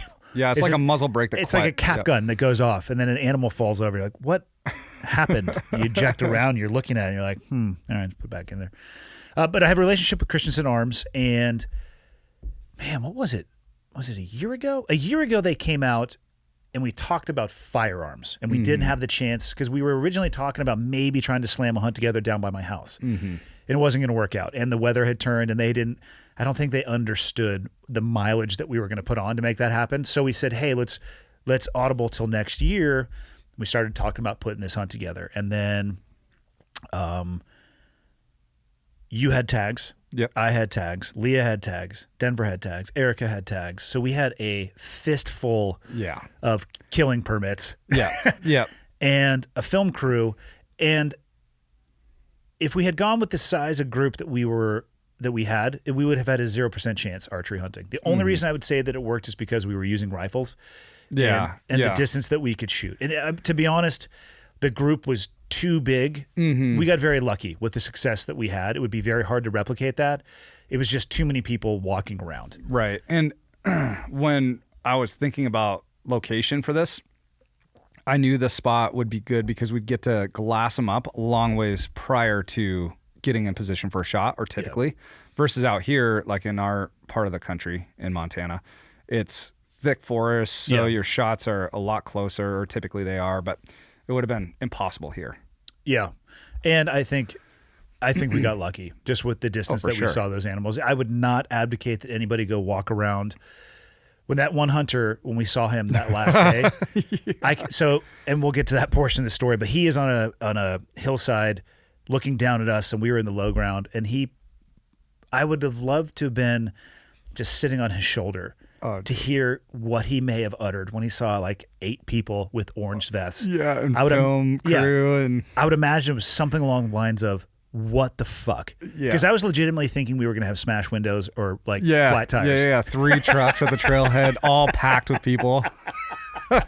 As we were hiking out, I was wondering if we were going to have a special surprise when we got back. Yeah. But so we put this hunt together.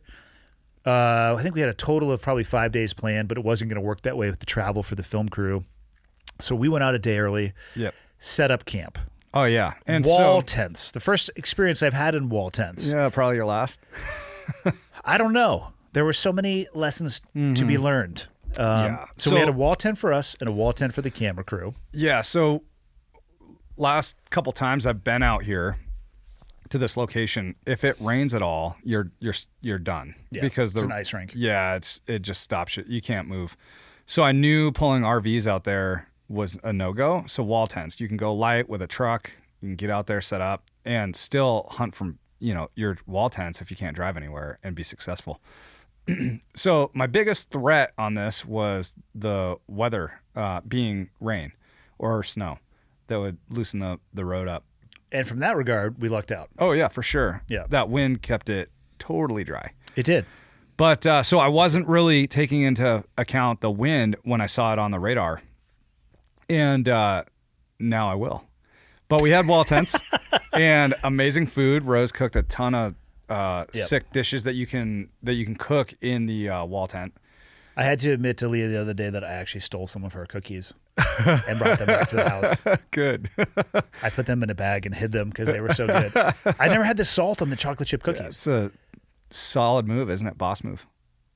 It's really good. It's really good, but I felt bad about thieving them, so I had to admit it to at least one person. So I That's awesome. What is her recipe page? Is it Recipes with Rose? Yeah, Recipes with Rose on Instagram. She just kind of I don't know when she started it, but yeah.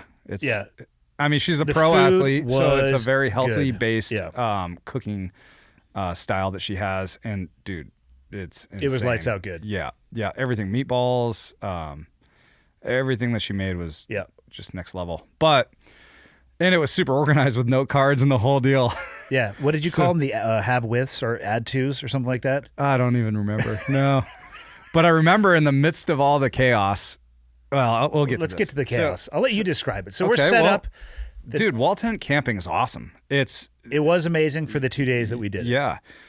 You got a stove. Once you get the firewood, which we had plenty of firewood, we had a sweet spot that we were camped at.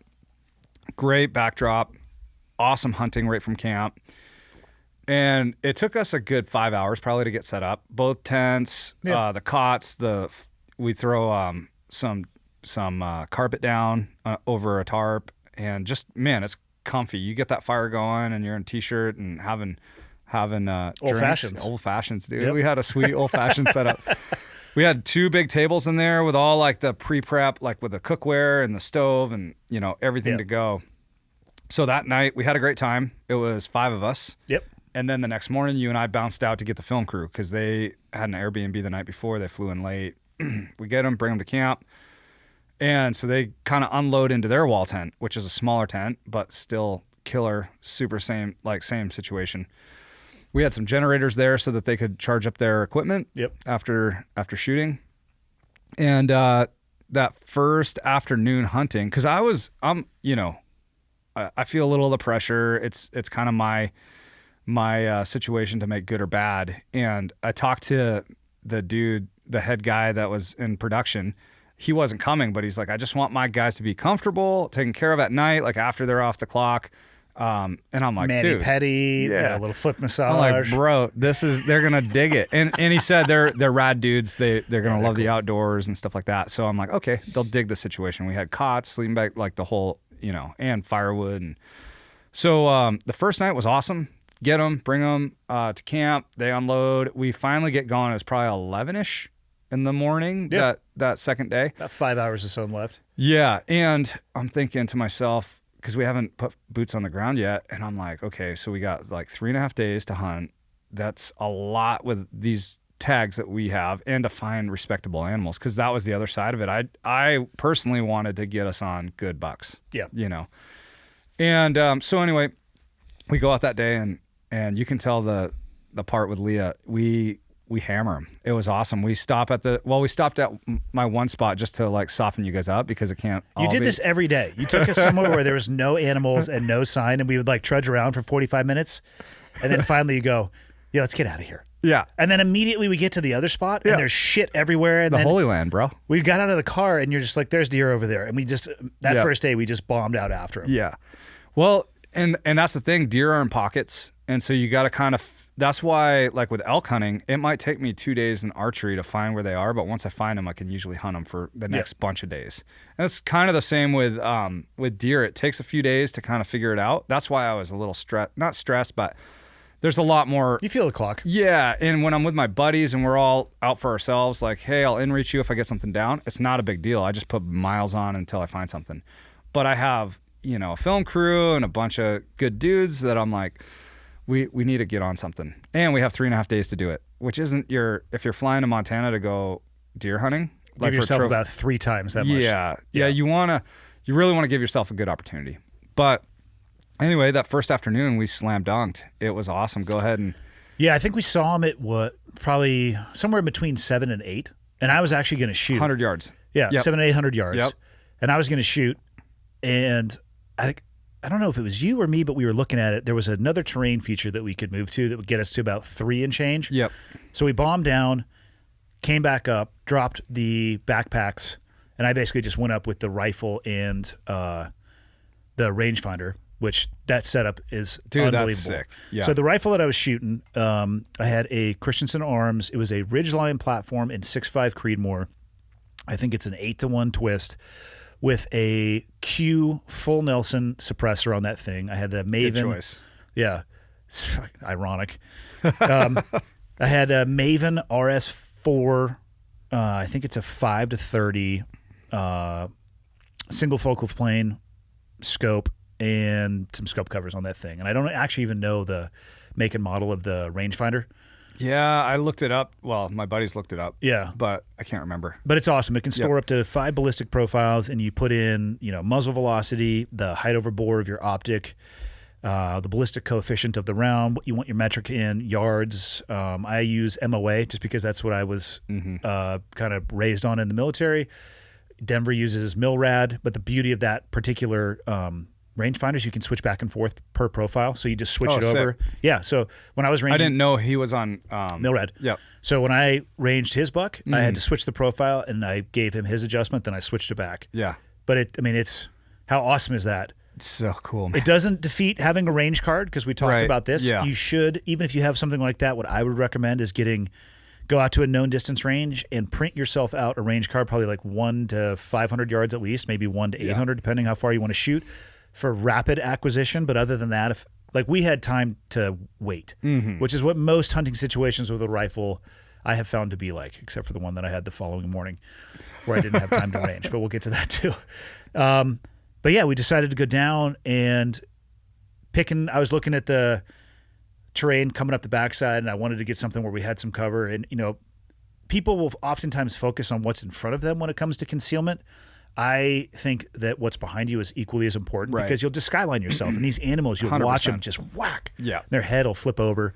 So we were able to get up. I got the bipod set up. I forget the exact model of the bipod I have, but it's a Spartan carbon fiber bipod. It pops on and off magnetically. It's really nice. And that whole setup for me is based around weight. So I go 5 rounds, and when I'm walking around it, there's 5 rounds in the internal magazine of that thing. Bolt is forward, no round in the chamber, because it's very easy to just rack and stack that thing, and you're good to go. So we crawl up, and I think I ranged them like 350.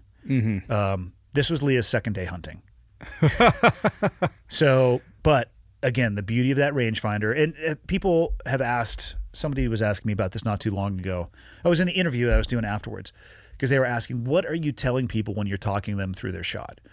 And knowing what her experience level was, and she hadn't shot a lot this year, the theory that I go with is don't overload them with information. So I could have sat there and said, hey, dial this on the scope. But what I did is I made sure she got comfortable. I set the rifle up, pointed him in the general direction. And for me, the best success I have is I say, okay, pull your binos out.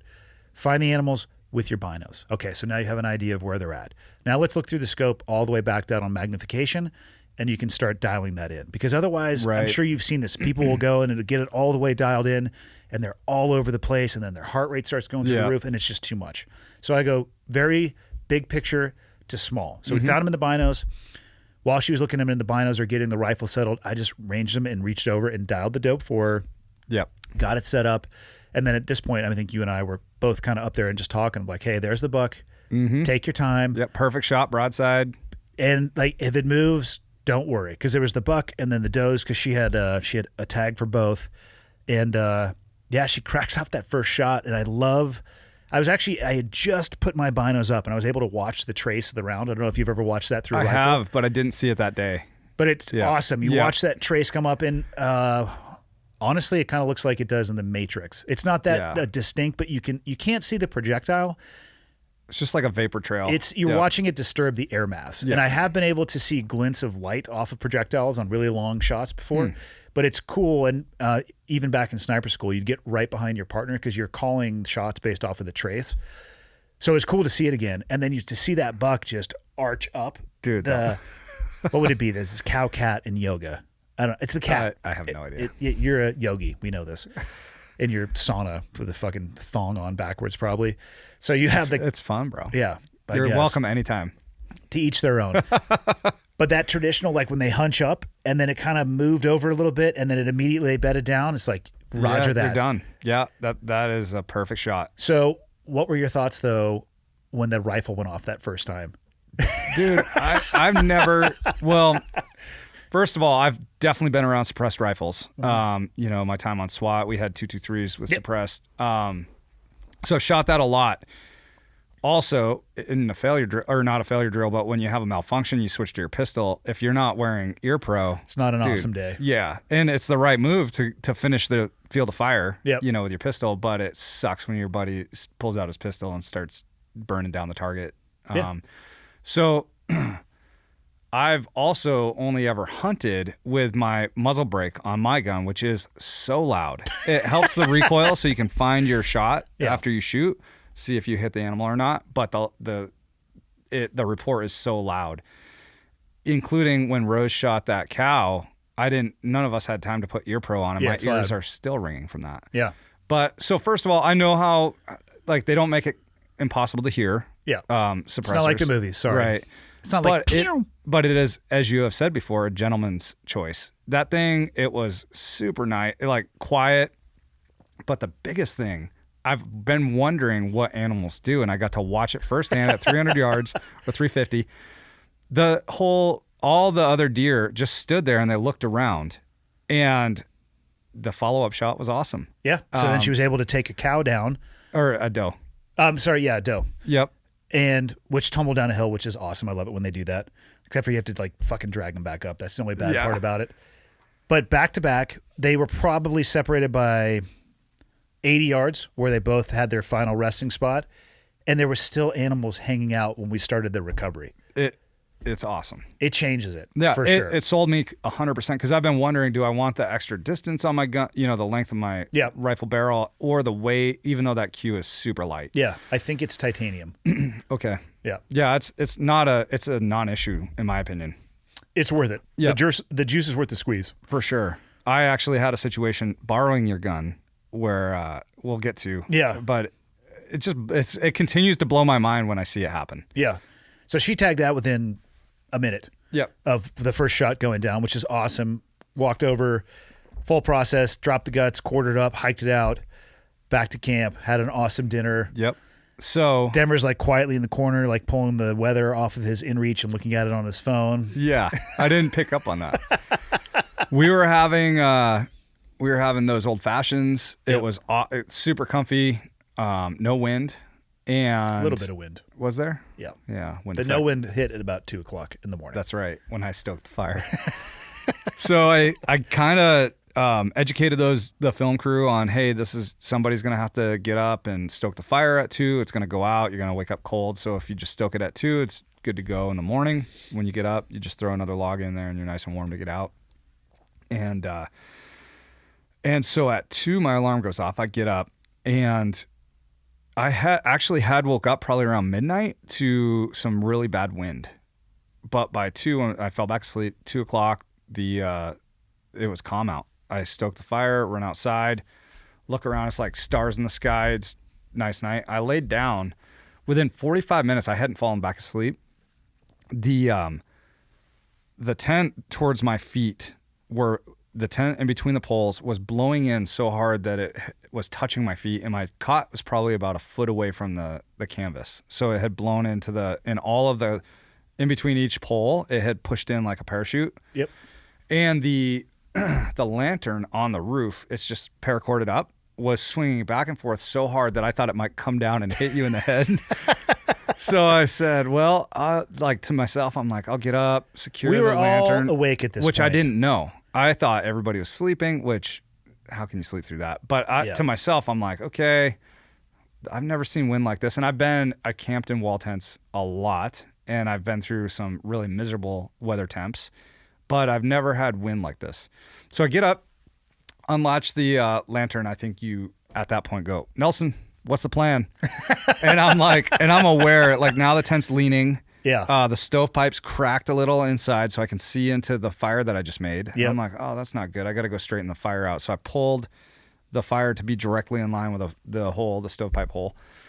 And I go, and everybody I realized was awake. I'm like, I'm going to go out and re-tie down some of the, because I had 4 tie downs facing the wind and on the other side as well. But I grabbed some paracord. I'm like, I'm going to grab a knife, go outside and hash out some more anchors. Yep. Just to, make it more secure. And by that, like right after I thought that, the wind was ripping so hard. We're talking 50 plus knots. Yeah.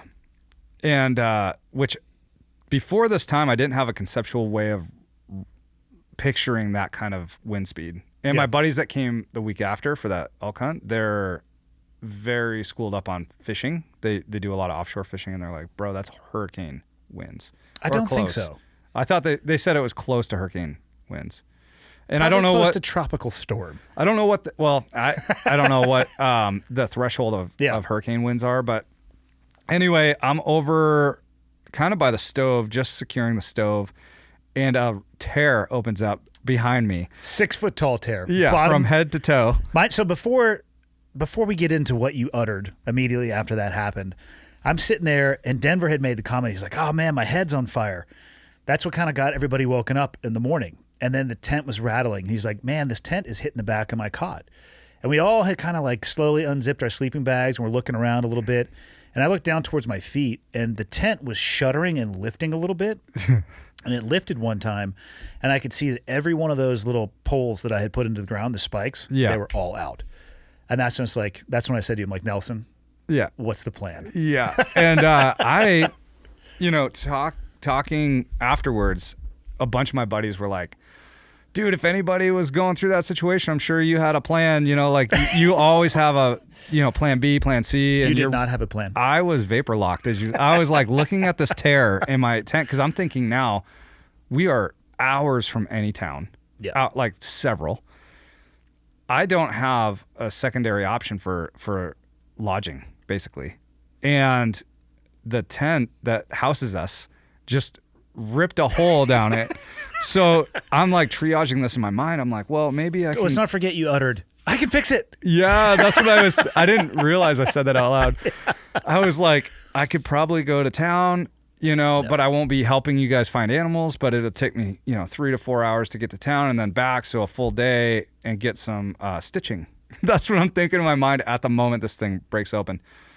So then I was like, okay, well, let's not have this burn down. So I need to get this fire outside. You were like, just cut that end open and haul that stove out the backside. And I'm like, no. You were making economic decisions. Yeah, instead I was like, of, this is my rational. tent, bro. This is taking me so long to. Meanwhile, it had just ripped his fucking shreds right next to you. But I'm gonna fix it. Yeah. But oh, we know. You said so. So I get some gloves. I pick the stove up and bring it outside of the tent. But as soon as I hit the wind, hold on, you picked the stove up and walked it the length of the tent inside as it started tipping and putting ash onto the ground. Yeah. Yeah, that did happen. Then you dumped it outside and it blew back in. So now we had a fire issue inside of our fucking tent. Yes. And it was at that point that I realized we're not sleeping in here tonight. I realized that as soon as I looked over and I saw the tent poles. So what I would say, there's a lot of stuff to be learned from this. You were looking super big picture and you got vapor locked in all the decisions. Yeah. I was looking at like, what's the main priority right now? There's a fire there, get it outside. Yeah. I had already cleared through my mind. Like, this is not a threat to life, limb, or eyesight. It could be, but the biggest threat is going to be that stove. We're not going to start a forest fire, and we have cars that are parked right outside, so we're going to sleep in our fucking cars, and then we'll figure it out after that. Because everything is replaceable as long as it can survive to getting it into the car. Right. Yeah, no, absolutely. And you're 100% right. And it's not a common situation that I'm in. I usually have a contingency for everything. But when I saw that we weren't going to be able, I was thinking about, okay, I got this film crew here. I got all this stuff. Irrelevant in that moment. No, totally.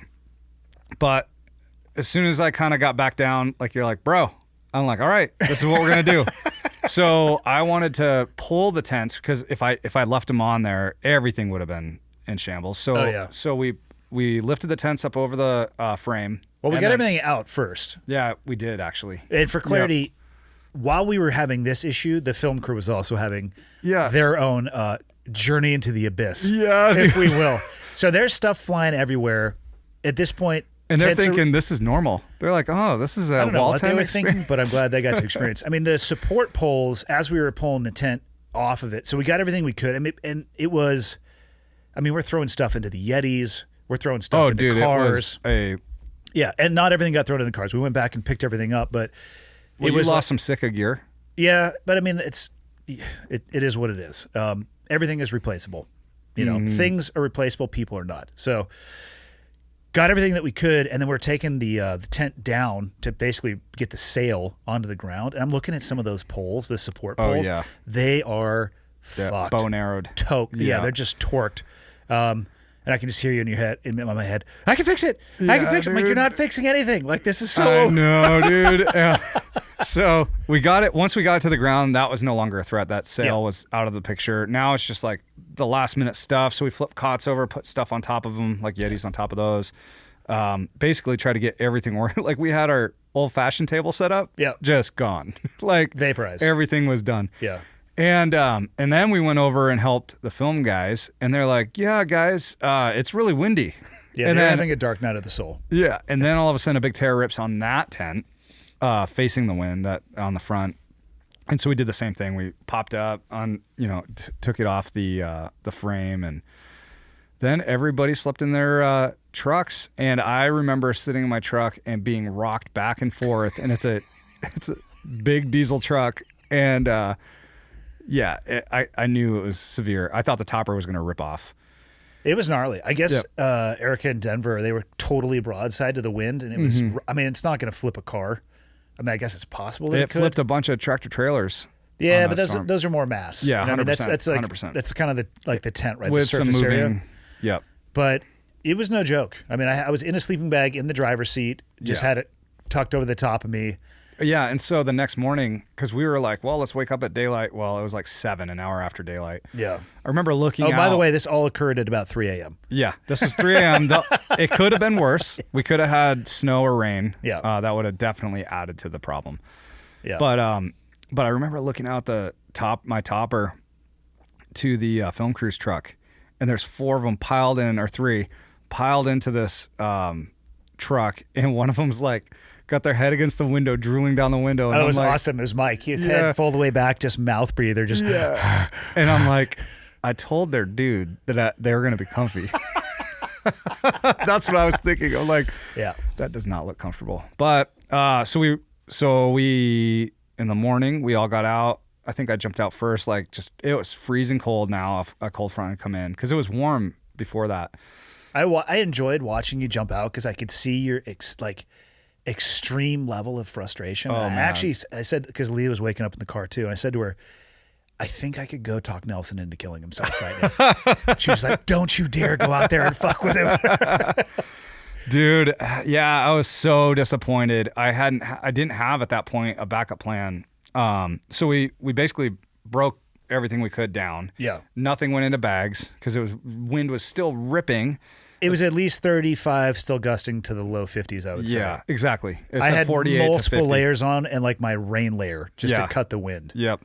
And on my inReach, I was looking at the weather, and it was going to be that way till the following day at noon. So I knew we had over 24 hours of zero hunting. Yeah. Which in a 3-day hunt, it really eats out of your time. Tick tock, tick tock. Yeah. So we pack up.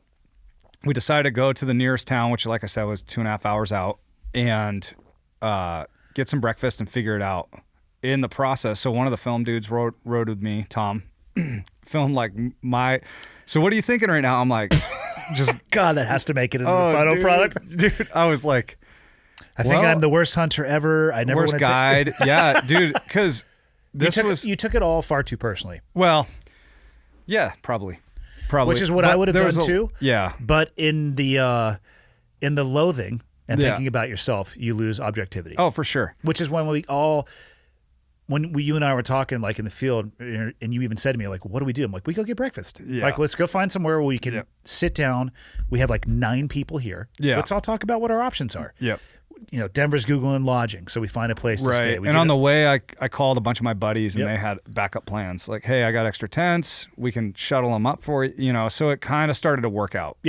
On the way there. But so we get to breakfast. Everybody's a little shell shocked. We get coffee. That gentleman behind us at the table, for whatever reason, took off the vast majority of his clothing in a restaurant. I don't know why that happened. I was trying not to look. Did you catch that? No, but I was told about it after. Little town, Montana. Yeah, the waitress nearly undressed herself to show us her tattoos without being asked to do so. Yeah, she's in her 60s. Yeah, I do not know what to say. She was awesome. She was awesome. But we had a killer meal. I had a sourdough pancake. It was lights out good with some bacon and eggs. But everybody started kicking around ideas. Asking the film crew, what do you guys need? What do you guys have? Because they actually had all the content with Leah knocking down her animals. Denver had gotten a doe that day as well too. So it was kind of like, hey, what do we have? What are our options? Where are we? We found that lodge. We went up there. Yeah, we basically decided between 2 options of hunting, because we were still going to hunt. And we made the right call. Yeah. Oh, 100%. They also filmed a lot of the wind event. Yeah. And so they're like, this was going to be a small clip, but now we're going to do a bigger piece on this whole thing. Excuse me. Also, at breakfast, I realized once I got service how big of a deal this really was in Montana. Oh, it had nuked. So where we live in Kalispell, we're talking 10 hours without power, trees down, actually started some structure fires, a bunch of fires. Loss of life. Like, it was a severe incident. Yeah, people I talked to said that they've never seen the wind that bad here. And so that made me feel a little bit better. Also, all the tents out there were shredded, like all the other hunters. So started putting context to it. Like, was this a little windy and I really fucked up here? But well, then we found that sweet lodge and got everybody exactly what they needed, which was sleep. Yeah, we were operating low. We ate dinner, everybody went to bed, got a good night's sleep, and then the journey continued the next morning as we're driving out. And I'm like chatting with you because you're making glove bags, and I spot a massive buck just outside of the window, pursued it, shot it, put it in the back of the truck, and we went hunting for the day. Dude, it was within like 10 minutes of leaving camp. Boom. We saw that nice buck. And so sometimes things happen. So here's a learning point for people too, because somebody else had asked me about this. I had very little time to get my rifle, which was kind of stored for travel in a gun bag, get out, get to a place where I could take a shot, and then ethically take a shot on an animal that probably wasn't going to tolerate much. So one of the rules of thumb I go with is every time I take a shot, I always go back down to my 0. Mm-hmm. My rifle is sighted in for 100 yards. People sight in for 200. Whatever it is that you do, drop it back to whatever your 0 is. I make sure my windage is at 0, because one of the times getting out of the car, the rifle was sitting there and the windage knob had actually turned. Right. I think it had a full MOA of wind. So I backed. I mean, it's not going to be a big deal at 100 yards, but at 400 yards, you're talking, a substantial difference. So I'm always making sure it's back at baseline. So when I pulled the rifle out of the car, all I had to do was put a round in the chamber, and I had the magnification all the way backed off as well. Yeah, that's a huge one. And that's probably what allowed me to acquire the animal, take the shot. The thing went maybe 20 yards. It took its heart and basically just blasted it into confetti. The first blood on that thing was awesome. Dude, it was just awesome. A spray of red. I'm sitting there, I'm like, I don't think he's going far. Yeah. Dude, that was a cool blood trail. It was very cool and short. And got him in the car. And that was the beginning of our day. So I was tagged out on my buck. Yeah, pressure's off. Yeah. Except for the guys didn't quite get that. Well, none of it was filmed. And here's how awesome suppressors are. They were 2 cars back. And by the time I was putting the gun away, they were just getting up to the car to say, hey, what had happened? They didn't even hear the shot. That's how quiet these suppressors can be.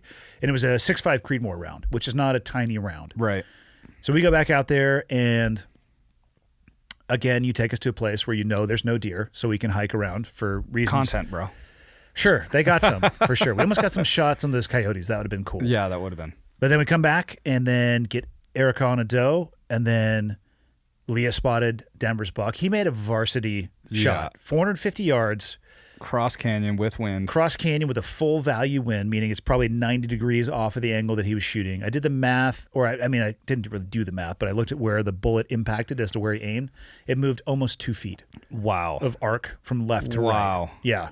So that's a very difficult shot.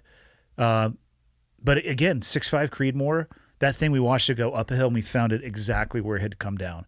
And I actually selected that rifle and that round because people have asked me about it. And I have had zero experience with it until this hunting season. And now I've gotten a cow elk with it and a buck. And then you have your experience with it. Leah had hers. So that I'm pretty impressed with that round, to be honest. Yep, me too. Yeah. More than I ever thought I would be. Agreed. It actually has surprised me. That thing, it packs a hammer. Mm-hmm. I don't know. I think 600 to 700 yards is the max, like when we were texting. Right. When you had said you'd found those elk and you guys almost tripled up. I'm like, hey, man, 700 and in, I'd take the shot. Because I'm looking at, if you look at the box of ammunition, it'll tell you the muzzle velocity at certain distances, but it should tell you the foot-pounds of impact it's going to have. Mm-hmm. What I have heard is a good rule of thumb is you need to have at 1,000 or above for a larger game animal. Which for the 6.5 round, for the round we were shooting was right at like 750. Yeah. So. Yeah.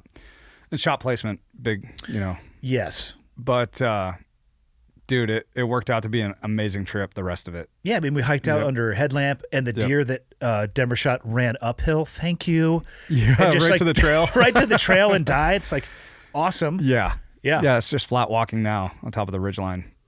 Yeah, and then, that was the end of that trip. It was pretty awesome. That guy that came over the ridge and saw us right after I shot that doe.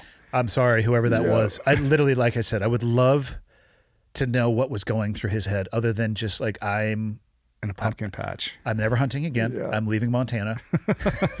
Good answer. Yeah. Yeah.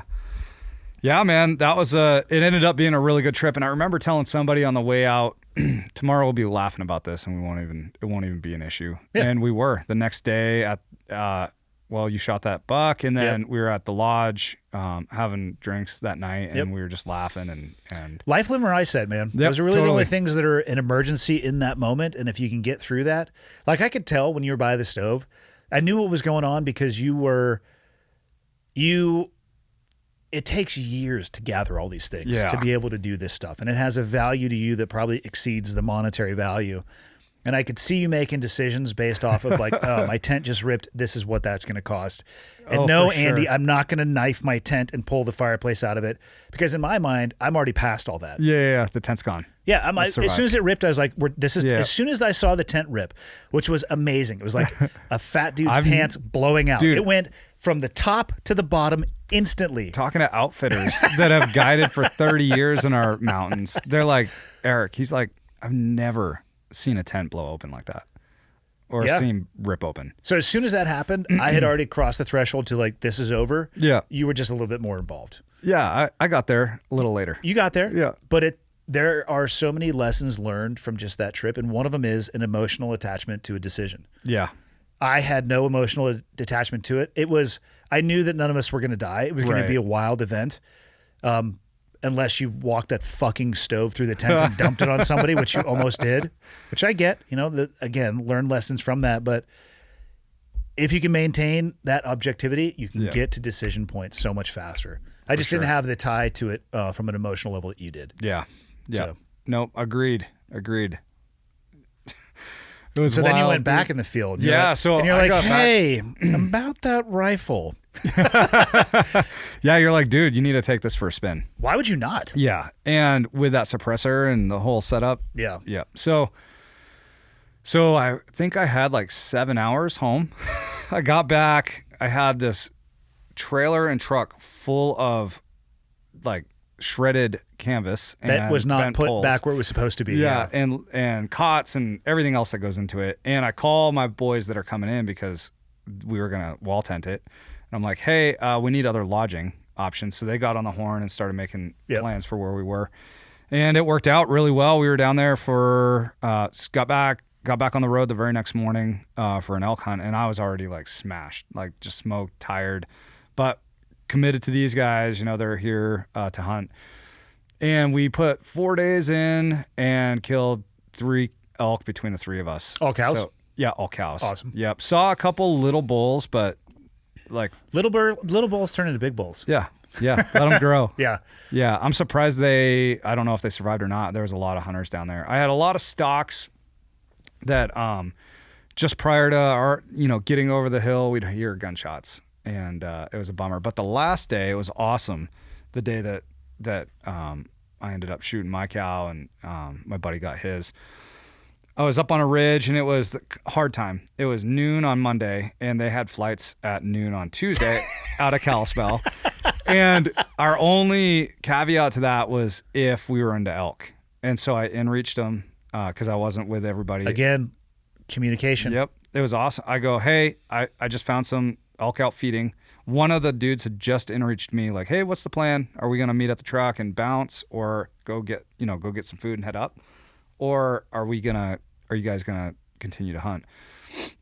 So just as I got the in-reach, I'm glassing. I haven't messaged back yet, and I find these elk out feeding, and I know nobody's way back in this drainage. So I go, hey guys, I just found some elk.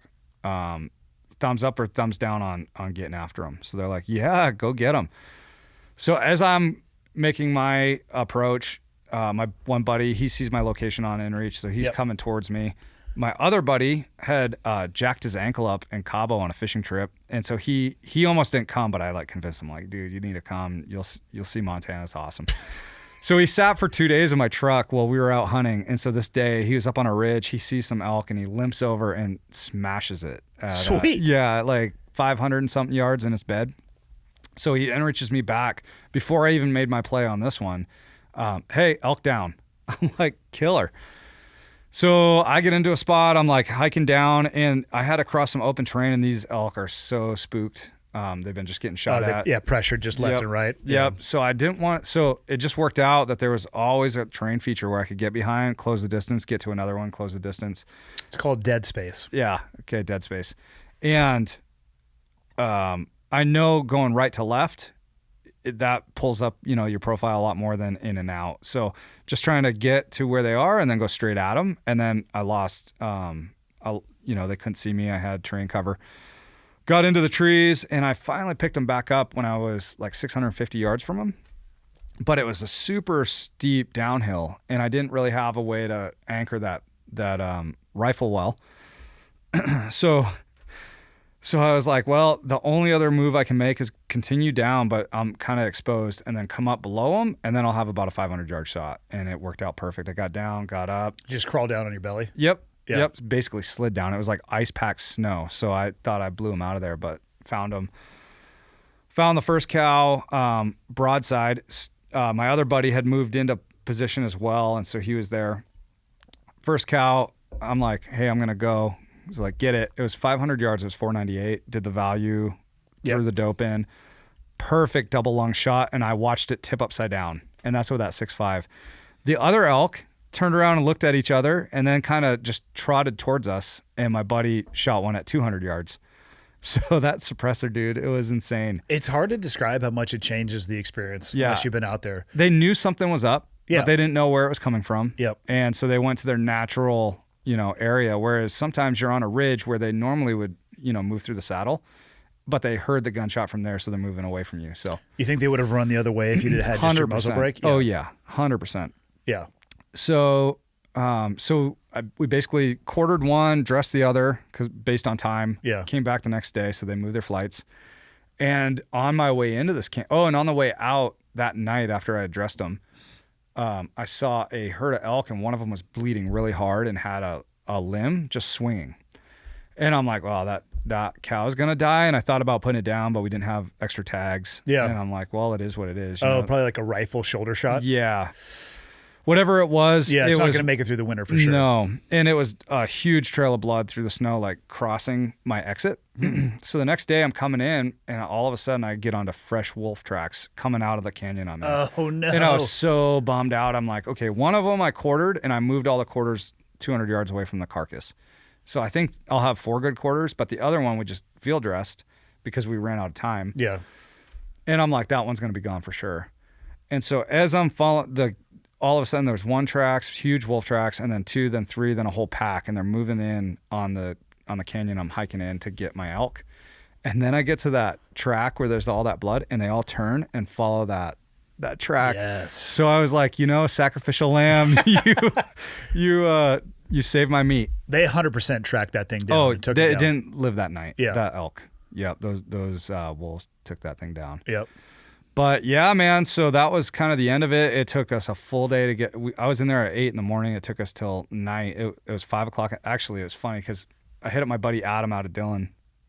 I'm like, hey, dude, can you come down and help us? And it's a big ask. He's like a couple hours out. So he's like, no worry. I hit him on inReach because one of my buddies has a rolled ankle. And so then it's like 2 of us with 3 elk, basically. 6 quarters each. Yeah. So he comes in, and as we're leaving, we're pulling it on a sled. Like we have one sled with 8 quarters, several hundred pounds, and it just starts nuking snow. And it makes the pulling so easy for that sled. It was awesome.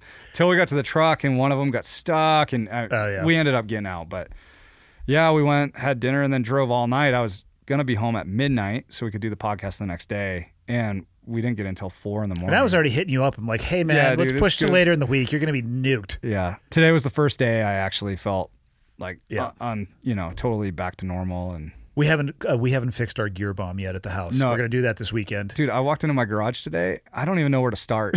I'm like, I started one at a time, like pulling things out, but I have a cooler full of elk now to process, and that's priority over the gear stuff. And you got your doe. Yeah. Yeah.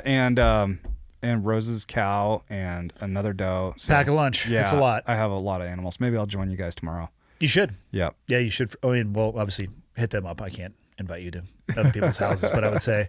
Yeah. No, I know. I got pretty much the invite over there, so. Sweet. Well, that's what we're going to be doing. And the kids want to come up there, too, and hang out with Kool-Aid. And okay, sweet. I'm going to get the boys involved in that process. I'm trying to get them more and more and more involved. Yeah. So, looking back on it, man, what are the biggest lessons you learned out of the season? Because obviously right now we need to plan for next year. Oh, of course. Yeah, the biggest thing for success was to pre-plan all the tags, get everything in all that preparation. It takes a long time, and it's months ahead of the hunt. Yeah. But as far as this season, man, I've always felt like I had a plan B and a plan C, like I was saying, and you were 100% right. I was vapor locked on that situation based on, hey, this is something I saved for several years. It's several $1,000s, and it's kind of an extra thing. It's not something you need. Yeah. You need it if you're going to camp out in the mountains. But so it took me a long time, and first off, don't feel bad about being vapor locked. I've been there many times. Yeah. It's an experience that I hope happens to everybody in a non-life-threatening environment, because you really can learn from it if you take the time to look backwards and like, holy cow, I actually wasn't thinking properly. This is what I learned. This is how I can improve it going forward. So I wouldn't feel too bad about it. I've been there. Yeah. I think that was my biggest lesson to learn, because everything else with medical stuff, I've got that dialed. I've got like a simple triage kit in my pack, from tourniquet to, combat gauze, all that stuff. I've got, so if somebody, like one person has a catastrophic problem, I can usually solve it. Vehicle problems. We got multiple vehicle, like everything we had a plan for except for lodging. Yeah. So, and I definitely had an unnatural connection to it, because I felt the weight of that stress. If it was 4 of my buddies and I, it's like, dude, your wall tent just ripped open, just like you were saying to me. Yeah. Like, did you buy the cheap one? And, because you're a little less connected to it. And it's like, I'm trying to bring a little levity to the situation. Totally, yeah. People be like, oh, it's too soon. I don't feel like it's ever too soon. Me like, neither. As it's happening, you should immediately start making fun of somebody. I'm with you. Yeah. I'm with you. Yeah. Like, I had no problem with that. But, but I also wanted to get you guys on good animals. And so that was weighing on me. And, but it was awesome. Like I was saying in the film at the end there, which I don't know when the film will actually come out. I think in January sometime. Okay. I'll make sure to post it up when it comes out, but they're working on it right now, I'm assuming. Yeah. One of the nice things about Montana is that we have the ability to hunt a lot of animals. And Montana isn't really a state that has developed their hunting for trophy size animals. We have different districts for that, like the Elkhorns and different things, which take a lifetime almost to get that tag. But states like Arizona and New Mexico, like my buddy Adam, he's from there. He only got to hunt elk every 3rd year or 4th year, and it wasn't a trophy zone. And he was shooting 270 class bulls, he said, with his bow. But in Montana, every year you can buy an over the counter tag, and have the opportunity to go out and hunt because they want families to be able to have meat in the freezer. And I support that. I like that. So looking at the overall picture of our hunt, it ended up really showcasing what Montana hunting's all about. We got to put meat in the freezer. Yep. It's not for horn size, even though everybody shot decent bucks. Yep. They weren't, huge bucks, but also who cares? yeah, exactly. And that's what I had to come down, because my expectations for myself are different than, other people's. So Yeah. And you have to look at their experience level too. Like I shooting the buck that I shot, cool. yeah, I was so much more excited about talking people through their experience. that was cool to watch. That's all I care about. Yeah. Or being able to be there with Erica same thing. I'm like, okay, here's the binos. I'm just walking her through the process. Talking about shot placement, like, hey, we're a little bit elevated, so your bullet's going to have a downward trajectory, so we're going to adjust our aiming point. If it steps over here, this is where I would aim. It was kind of quartered at her, and finally she was like, I'm ready to take the shot. I'm like, fucking hammer that thing. Like, go for it. Yeah, that and was just awesome. dropped it, but I could care less about shooting an animal for myself. I would go out hunting every year just to help people go through that experience. It's really rewarding. Yeah, Yep, it's it awesome is. to see them do that, and then we'll be able to go full circle when we go and process it all. Yeah. And throw together we need to do a full wild game night. Yeah. Get some elk, some antelope, some deer. Everybody brings a different dish. Yep. And it'll be a good bow for the season. A bow, no pun intended. I mean, a wrapping bow. Not the one you threw out. It's already back on the wall. We're reacquainting each other. We're in the dating phase. We're talking. Like, do you want to hang out with me next year? Like, Not if you use me like you did. God, fuck. Yeah, man, I had the same feelings from my perspective too, to get to watch all that and to be a part of the process and getting Leah onto that buck. And man, it's just really rewarding. Really rewarding. Hard to describe unless you're is. out there. But so there you go, ladies and gents. That was hunting season. What year is it? 2021. Yeah. All right, we'll have to do a recap for 2022. Any closing thoughts? No, man, it was fun. It was good, and appreciate being there.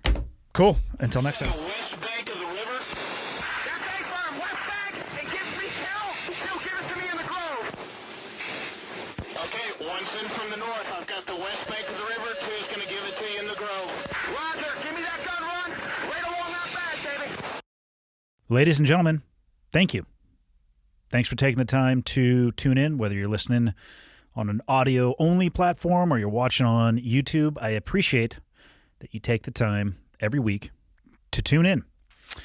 People ask me a lot, what can they do to help me spread the word? And the answer is actually embedded in the question. The biggest thing you guys can do to help me, if you enjoy the podcast and you think it would be helpful to others, is subscribe and share it with other people. And if you have the time, go on to Apple Podcasts and leave me a rating and a review.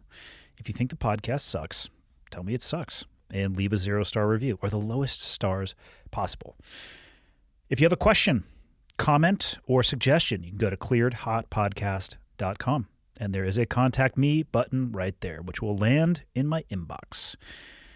And the last thing, if people are interested in helping out, what you can do is fly the old flag. And by that, I don't mean an actual flag, because I don't have any of those. I'm talking about t-shirts or sweatshirts or hats, whatever it may be. Again, clearedhotpodcast.com. Click on the shop tab, and hopefully something in there looks like it would be an item you would like to wear around town. And then you can tell people what it is when they ask you. But that is it. The biggest thing I can say is thank you. I truly appreciate it. And until next time, see you.